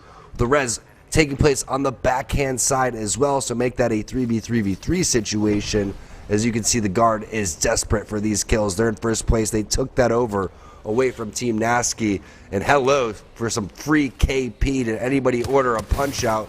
You can see the drone was there. There goes the player flying out of the air. He gets taken down immediately, and tack one more up for the guard. Give them the 50 bomb. Just 3 squads remaining at the moment here, and the guard are one of the teams that are fully loaded. Complexity absolutely not. So you see the collapse coming in. Keon getting in position with that car right through the Newcastle ult. Beautifully played as one quickly goes knocked, and then the second one is nowhere near fully held. Complexity get eliminated. We have a new kill leader. Now we have a 3v3, and the guard are looking to push right through the guard of the opposition. They're already getting shredded. The shields are down. It looks like Keon does end up hitting the floor here, but it's not going to be enough. The shoddy is being put to the body. Just like that, the guard showing why they're one of the best to do it. What a game coming in from the guard. They methodically went about the situation, got their entire team on board. Great EMP over towards the backhand side, and they take the cake there after hitting that 50-point mark. That has to feel good. We were waiting for a team that was sitting on the top left of that leaderboard to make a statement. That was a statement game from the guard. We highlighted them early in the show in the pregame, talking about how consistent they've been, how dominant Rambo's been in that kill feed. He proved it right there. I mean, RKN's in the back, still waiting and laying down shots from afar, and then you still have Rambo just in there with the EVA 8, just putting in some serious work. Keon, though, the big story here, 2,000 damage for him, 6 kills, 5 assists. Great execution there, Tony. The thing about the guard is they don't fear anyone, and they don't fear any moment, any position at any point in time, whether it's defensively, offensively. The guard know that they can win those 3v3s. They're so confident in their gun skill and so confident in their play calls that they're just super consistent with it. Guard able to take a win both on World's Edge and here in Storm Point, able to stay consistent even without pulling the wins. And you see this, not just about getting wins and not putting down damage on the map. You see 5 kills between 2 of our players, and obviously you have Keon, who really slays out with those 6 kills. The Guard are absolutely disgusting with it and most likely going to take the #1 spot leading into the final game. I'm curious to see who's going to be the other team to really step it up there, because we've seen Tripods coming through doing really well. Team Nasky was doing really well. Some of the teams that we were expecting to really pop off today have been there, but it's been all the Guard so far. One game is going to be remaining here. That's going to be on Storm Point. We're going to toss this one to Yeso while we get the players ready in the lobby. FaZe with one of their best performances of the day, and Intel in the mix there at the end of the game, but it's the Guard that make the return. Wins in games 1 and 5 so far tonight. A little bit of a lull for them in the middle, but they are back on top with this performance. A nice 11 kill showing, 23 points overall, and the Guard looking damn good here. I think they were not happy seeing that first place spot taken away from them over those last 3 games, but they are back to take it over, and they're going to battle it out with Team Nasky, G2, and more going into this final game. Of course, TSM here coming off of their win in the last game. Some good early kills, Scrappy at the start of this game, and G2, who is also struggling a little bit since their win going out early in this one, and TSM just playing with that characteristic confidence that we see them show week in and week out, no matter what play it's in, but getting caught there by Sentinels, a team that, of course, TSM has victimized quite a bit over the last few months, of course, taking away their drop spot on World's Edge. Got to feel good for Sentinels to catch TSM unawares there and grab the win in that fight. But, of course, the story coming out of this game is the Guard with their second win of the day, trying to get back-to-back Pro Night victories here, 2 weeks in a row. Of course, last Wednesday they were very impressive in the back half, and they're looking to do that again in this final game. Let's jump, though, into our Mobile One high performance moment here for game number 5, and it's the finish here from the Guard. Complexity in another late game here as well. Keon with the early knock, and then just beaming right here to help finish off Complexity, and then very key, able to get the armor swap as they push for this final fight here to end things off. Tempest and Stankini playing around the rocks here. They are able to get the initial knock onto Keon, but Rambo just getting a wonderful little sightline there from the trees, and while Arcane draws a lot of the attention here, good damage from Rambo, and then the finish there with the scout for Arcane grabs the win here from the Guard. But it all starts, again, with this aggressive push from Keon to wipe out Complexity, steal away Kill Leader, and then get some good damage out before going down. Of course, lays down the Thermite, pulls out the car, does get knocked, but knows, I've got Rambo, I've got Arcane in my back pocket, they can clean this up, I'll do what I can, and they'll finish it off, and they do exactly that, and that turns into another win here for the Guard on tonight. So let's take a look at our Mobile One leaderboard, see where all of these teams stand. I imagine the Guard have retaken first place, and they have by a nice margin. 13 points separating themselves from the second place Team Nasky. Tripods continuing to plod along here through tonight's performance. 43 points through 5 games. Solid showing from them so far, but we'll have to see if they can finish on a big high note here in this final game. The one team there in that top 4 that has yet to win a game. So Tripods could make some big moves if they can find that big performance here in Game 6, but regardless, they are in that top 3, and the Guard got to be feeling very comfortable here going into this last game. If they can put up another 6 or 7 points, they're probably feeling very good about grabbing first place in back-to-back weeks. When we come back, D-Squared and Why Not, I'll get you ready for our final game of the night. We close out another week of Series E Apex Legends when we come back.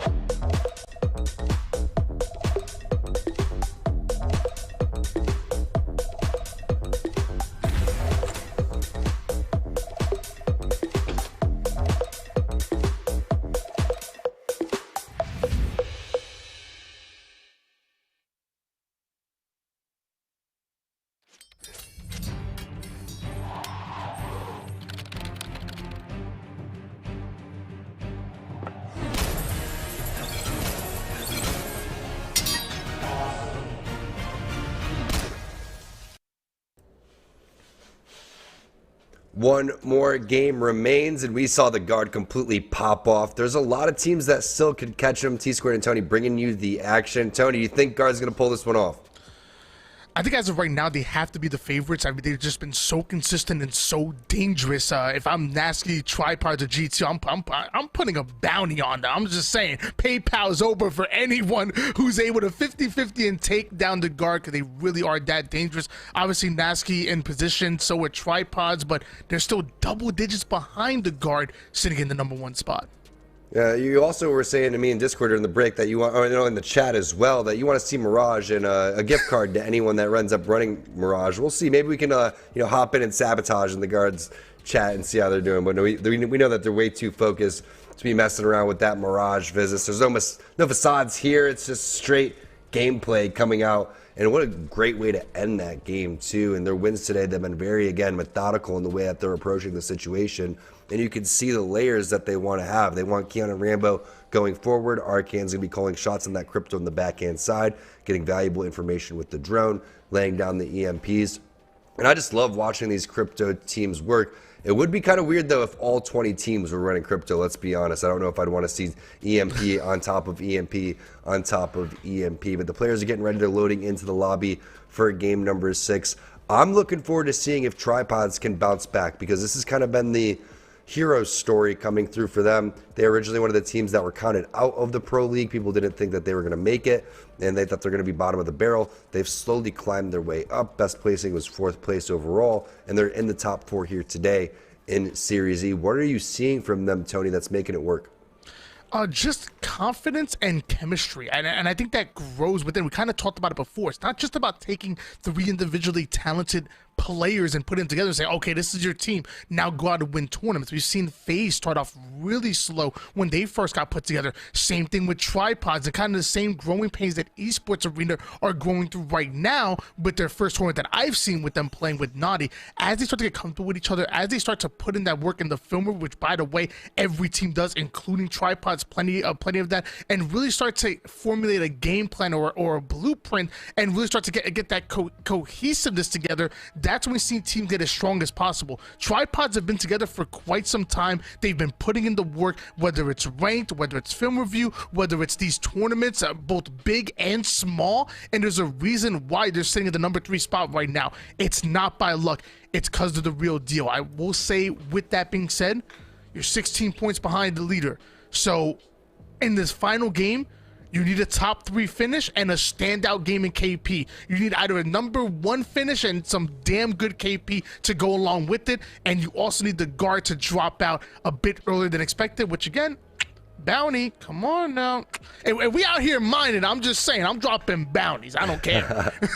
And there's some great points there, Tony. Let's talk about one of them really quick. Was that you mentioned ESA as we were talking about Tripods. It's a newer team, ESA, Naughty coming in and nail right on the head there, because it does take a little bit of time. And I was thinking, hey, it's either going to go one of 2 ways, right? I mean, it could kind of go in the middle, but let's face it, it's either going to go great and it's going to be this honeymoon, or it's going to be a potential divorce immediately, okay? So you got to kind of see where your team's going to be and not get too upset if things don't go well. But one of the things that I love about this guard team is that they're playing kind of a passive composition, but they pick up a lot of kills doing it. And you typically see this team, you say, okay, it's Crypto, it's Watson. They're going to be sitting back a lot of times. No, they still play aggressive, and that's what I love. And when you think about, winning championships, or you think about this match point format where you have to get to 50 and then you've got to get a win, what better than Crypto? What better than Crypto in this situation too,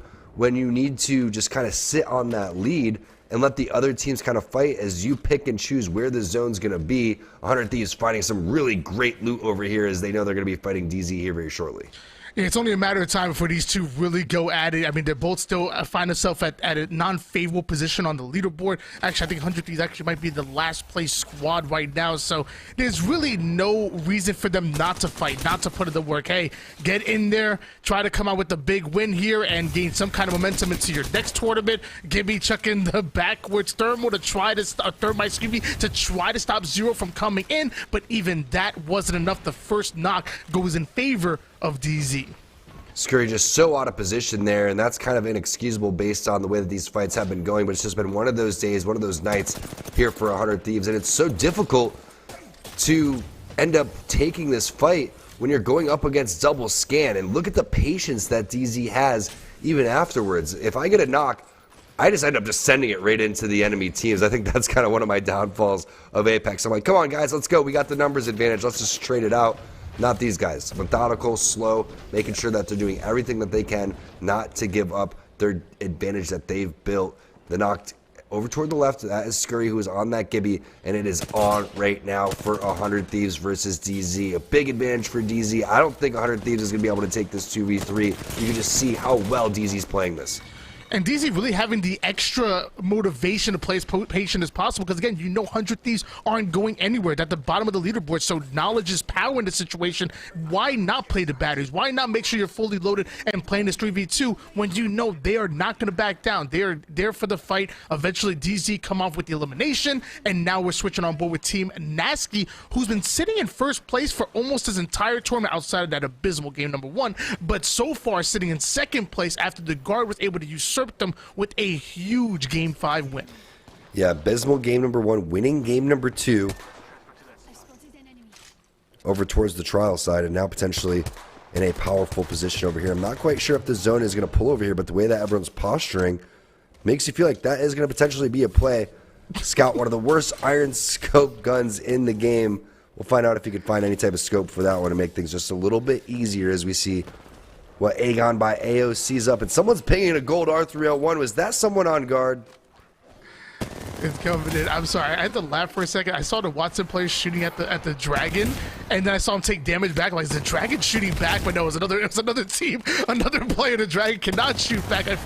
I found out, and we are seeing the zone pull heavily towards the north-hand side, over toward that north pad checkpoint. This is going to be really fun to see teams that like to play around down beast, like Mike and Knight, because they can sit in that god spot for quite a bit before they decide to move forward and find out what their favorable position from there is. I love playing on top of that down beast, especially with a charge rifle or a longbow, and we're going to see if anybody chooses to do the same. And you can see the guard has to make the rotation eventually, but a great overlook of the mini-map shows that the zone is going to pull over towards that dragon that was shooting back, apparently. Tony seeing things out here, but imagine if you shot the dragons and they just started attacking you like the prowlers. That'd be some next level stuff. He dropped the whole bar of health. I was like, wait, I like blinked twice. I didn't see the shots. I'm like, what just happened? He just shredded for 136 onto that dragon, one clipped him, and then started taking damage himself. I was confused. I'm sorry. You're just chilling, like camping as a rat, and the dragon just scoops you down and just like grabs him with his claws and takes you off the map. That's when I quit playing Apex. But ESA coming in with that new addition, Naughty, we were just talking about beforehand. Let's see if they can get this team fight win on the hunt. And it has to be a little bit frustrating when you're looking to team fight and you're looking to get some chemistry as a team.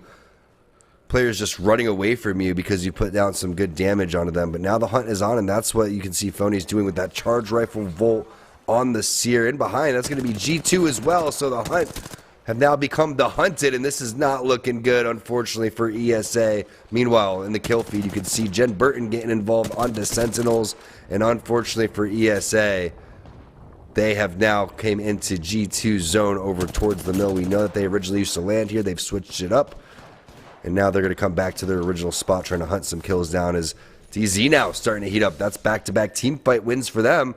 They're on pace to set a record game right now, Tony. They've eliminated everybody so far. The last two games of an Apex tournament are always my favorite because anybody who's on the left side of the leaderboard usually just plays super aggressive. But one thing you're going to notice different about Series E is that there's still that accumulative leaderboard when it comes to our partnered organizations. So teams like Intel and like Razer, who may find themselves towards the bottom half, still have an incentive to play this out like as if they're still in the game, because trying to get as much points as possible. You know, you never know. When it comes to that final week and you're separated by single-digit points, you're going to wish you played these final games the way you did. So really exciting to see Series E really give teams a motivation to play, you know, play like they're still in it, even though they might find themselves at the bottom half of the leaderboard like Intel or Razer. I really like this play coming in to get inside of the Trident and then bail away from where G2 was, get Naughty back into the game, and some of that little, momentum like that where you feel like maybe your team was going to die and now Naughty gets back in there. Maybe he's got a little extra motivation to do well now that his teammates ended up resing him and getting him back on the map. We know that they definitely could pop off and definitely want to see it. But CLG, they take that high ground on the down beast, Tony, like you were talking about, a great spot to lay down some serious shots. Wingman Carr coming in, and we've seen CLG really pop off in Storm Point games in the past. And they were one of those teams that were rocking Bangalore fairly early in the meta, even before a lot of other teams had adapted that. So it's nice to see them continue that trend here, as Nano has been really one of our better Bangalores that we've seen so far. But the flat line, 3x, if you had the anvil on that in this distance, that would completely rip players apart. It is one of my favorite spots to play. Get yourself a charge rifle or a longbow, like I said before, and just sit up here. Lots of times when team commits to that angle, they have no place to go. Much like Razor, no place to go but forward. As I say that, Blitz get Blitz creamed right out of there. So now equalizing the situation just a bit. Razor able to take down Tempest as well. So I believe this is a 2v1 right now. And just like that, Tyson getting 8 up like them chicken nuggets. Razor going to be awarded the kills for that one. They're going to try to res up, try to get fully loaded once again. Round 2, 2 minutes and 2 seconds until it's going to be closing in. And the Prowler's coming in for the third party. That's something. It's amazing that they hunted him down that far. Unfortunately for TSM, looks like that was a long-range knock, because if it was a little bit closer, that the Seer Q would have came through in that 75-meter distance. So Hell hitting some from downtown, but a big kill coming in from Borton, some much-needed points coming in from Razor, because Tony brought up a great point earlier. The accumulative leaderboard, definitely something to keep your eye on, even though we're very early into this Series E season. This is the second week, so welcome everybody. If you're new to watching Series E, we do this every single week. There's Guilty Gear Strive, Halo, and Multiverses, so go and check those out at Esports Arena on Twitter if you want to get involved. This is pretty open. We usually have qualifiers coming up at the beginning of the season, so unfortunately if you're looking to get on a partner team for Apex, that's going to have to wait until the next season. But get your squad together, give it a try, and see if you have what it takes to play against some of the best in North America and in the world, as we see what FaZe is up to. They've had themselves a day so far, Tony. Yeah, sadly, Tom won't play any tournaments. He says I have to win a national championship before I'm able to be in his league. So I'm looking for some teammates going into next season. If anybody thinks they can they can play with me and we can get ourselves a sponsorship, hey, I'm all about it here as FaZe playing this edge. Getting some intel that this team's starting to rotate in. There's 17 squads remaining, so plenty of fight to be had right now, especially when you're FaZe sitting in the number 6 spot. You still have an opportunity to make it into the top 3 and maybe beyond, but you have to be really careful not to extend, not to throw your game away, because there's no chances here in game number 6. And that would be nice for FaZe, because keep in mind, this team is still fairly newly formed. It's only been a couple of months for them. Slurp sending some long-range smokes across the map, seeing if you can get some armor checks on somebody. Also cutting off lines of sight for any squads that are over in that particular area. But we've seen some really high-end fighting coming in from FaZe. Remember, they were picking on one of the teams over towards Landslide earlier on World's Edge. But a little bit of a low point in the previous game, where they all 3 basically landed on an Arcstar, unfortunately, and then got 2v3'd because the reset didn't happen fast enough from Complexity. So we know that they're a little bit frustrated from that one. Big nade coming in from Nocturnal could change the way that this game ends up being played and the way that the leaderboard shapes up. It's going to be another knock there onto Keon. One member from Guard remains, and they go out in 10th place. That's going to open things up for the rest of the lobby. There we go. The bounty has been acquired here. Team Nasky, Tripods, and G2 definitely have the opportunity to come out with that number 1 spot, although they still have to have a banger of a game. As of right now, we're on board with FaZe. There is a team directly over towards their south. One thing I always love about FaZe's playstyle is that they perfectly understand how to play angles. You're never going to see them 3-man push one angle and get shredded, get one clipped, or get naded out, and all of them end up in a terrible position. They're always willing to separate and willing to always be within elbows length of their teammates, so once those shots start to ring out, they can still help them just from a different angle. And I think it plays really well here in Apex, and we're going to see what happens with them going forward. Meanwhile, Tripods, the team in number 3 spot, very happy that the Guard ended up getting eliminated, they have an opportunity to come out with a big win, and wouldn't it be a massive one here in Series E?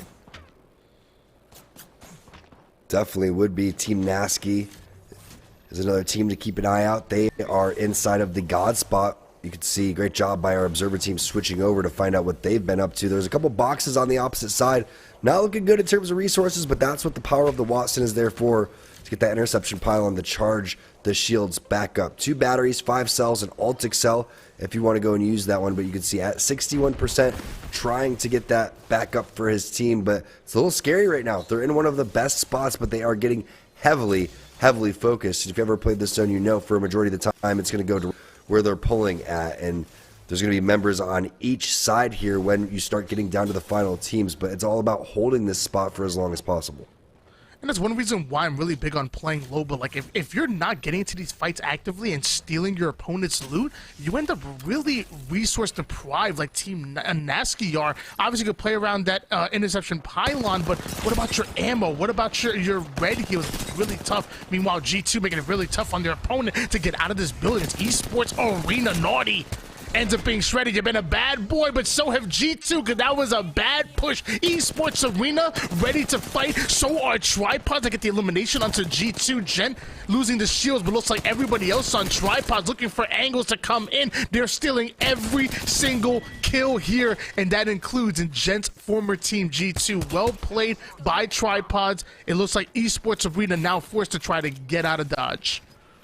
Great timing on the third party there, and then the shots from Deeds, the Havoc putting in some serious wreck as Phony gets eliminated. ESA going out in 15th place again. New squad, a little bit of a learning curve there, and you can see that's what Series E is all about. They're going to get ready for next week and come back twice as strong.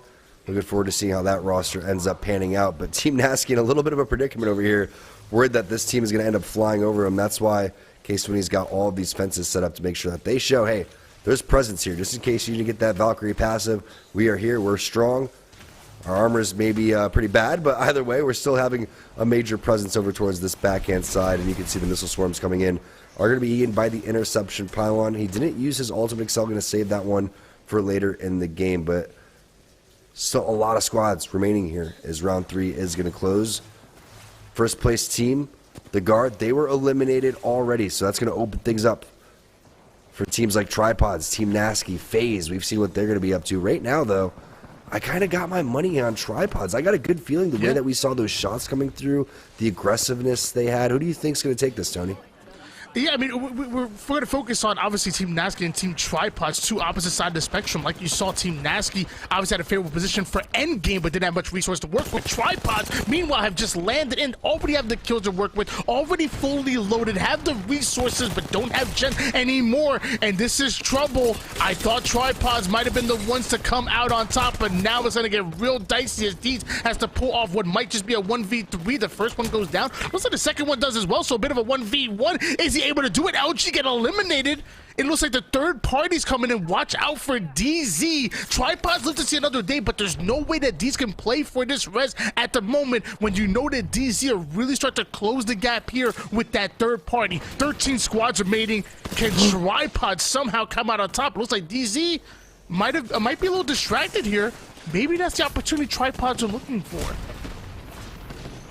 Is he going to be able to get the res off throughout all of this? Deeds survives with 1 HP. He's got the gold knockdown. He gets Gent back up, goes for Nick Mercs, and Tripods is back in the game. DZ getting eliminated. I thought I just hit him with the biggest caster curse of 2022, but they hopped right back in, and now we're on board with FaZe to see what they have in store for us. The fact that Tripods are still alive at the moment is absolutely crazy. DZ were coming in. They stole that kill, but they end up getting distracted by a whole other team that got involved in a gunfight. Maybe a gunfight they had no business being in, and because of that, Tripods are still alive, and they've been playing excellent Apex literally all day long, and that includes right here in our final game. FaZe doing a great job taking down multiple members of CLG. Tripods fully loaded, 3 red shields and ready to fight with the Syracuse. Nades are starting to rain down. This might just be Tripods' game to lose, especially with Nasky having almost no resource sitting toward the back corner of the zone. Tripods, if they can simply just play good Apex, make as little mistakes as possible, they may come out with the biggest win that I've seen so far for them in tournament play.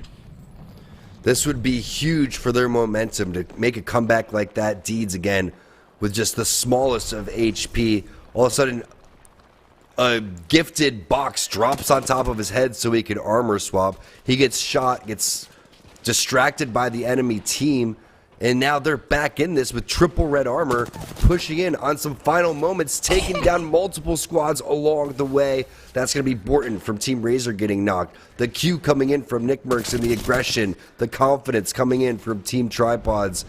You can just see it in the way that they're moving together.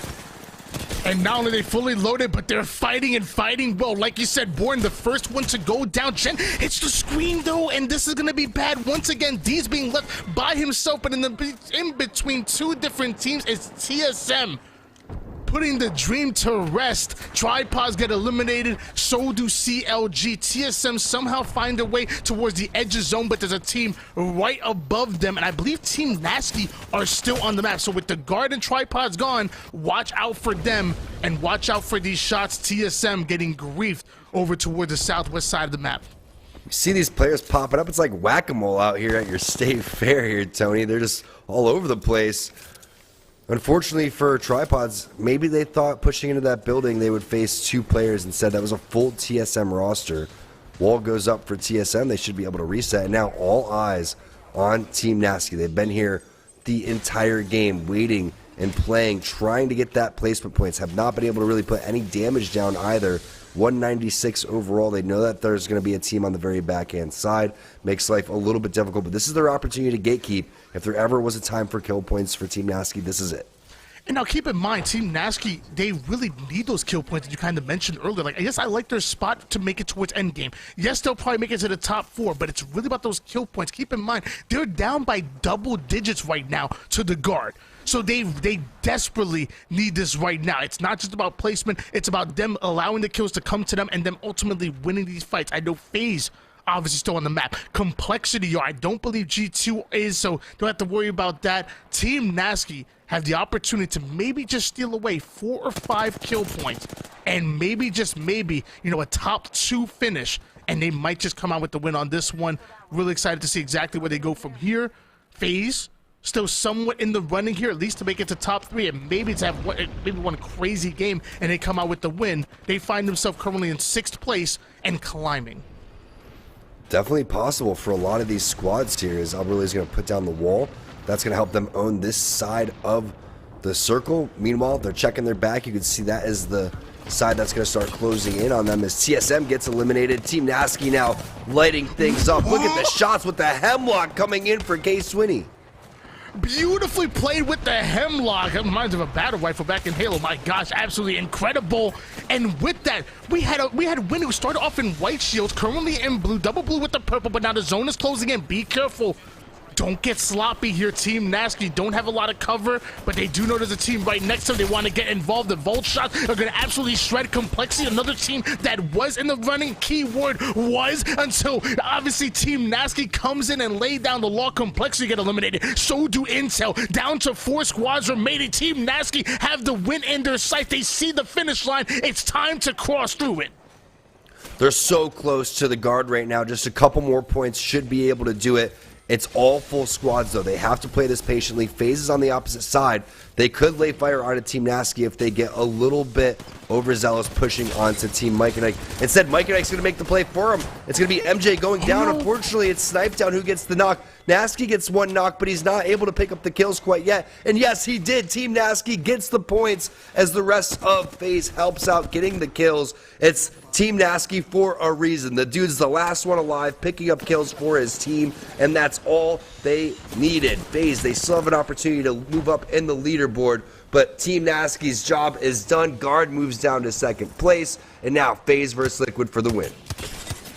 Both teams fully loaded right now, but not in the shields department because all members losing all of their shields, including Alberle, who goes down to 1 shot. Slurp gonna join him with that. They're gonna make one last push. The Snipetown gets eliminated, and just like that, Team Liquid flowing through them like water, drowning down FaZe and stealing the win here in our final game of Series E.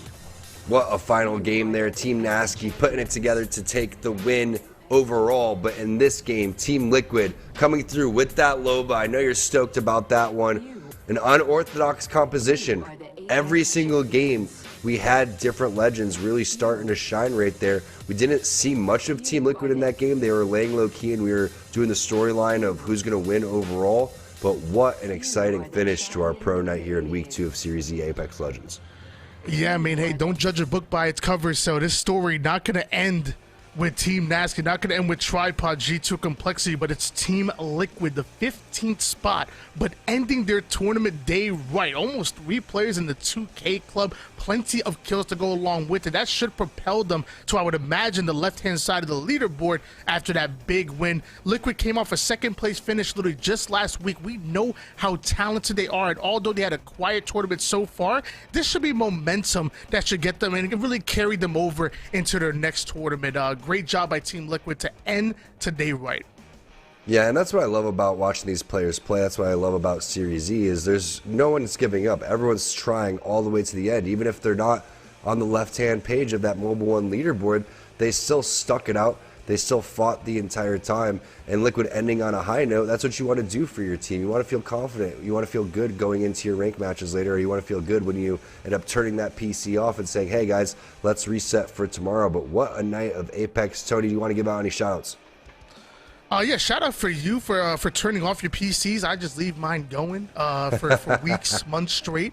That's how I was taught to take care of my equipment. But now thank you so much, Esports Arena, for allowing me to do this. I haven't casted Apex in quite some time, and I really missed it. I talk about it all the time. There is no end game like an Apex end game, and I love being a part of it. Thank you for being an amazing co-caster, an amazing duo, and something tells me this ain't gonna be the last time we pair up. Definitely not. Shout out to everybody at Esports Arena behind the scenes putting in work on the production. Cody leading the charge on the backhand side, everybody else flipping the switches, all the observers, all of our partnered teams, all of our partnered players, you guys in the chat, all of our pro players. That's it for Tony and myself. We'll see you guys for next week for Apex Legends. Keep in mind, there's multiple games going on. I'm sure Yeso will take you through that. Take it away, Yeso. Thanks, guys. Hats off to both of my friends there, T-Squared and Why Not. Great cast on the day, gentlemen. Team Liquid, though, saving their best for last. Kind of a quiet performance from them through 5 games, putting up some solid points per game, but really saving that best game here for Game 6, and they get it done and grab the win. What a showing here. And of course, the big storyline there, and T-Squared and Why Not highlighting it very well throughout the end of that game, was could Team Nasty get the points they needed to regain that lead and stop the Guard from getting the back-to-back victories. And they might have done so. They were playing it slow there for a little while, sitting on that 1 kill, but they get in those key late fights and pick up a bunch. All of a sudden, they quickly go from 1 kill to 8, 9, 10 kills, get that solid finish, but we'll have to see if they can get enough to take the win. But let's take a look at our Mobile One high performance moment here for our final game of the day. And it's going to be Team Nasty here in these scrappy fights. They just helped eliminate Team Aegon by AOC, and Unlucky trying to avoid that zone damage. And this team comes up just behind them.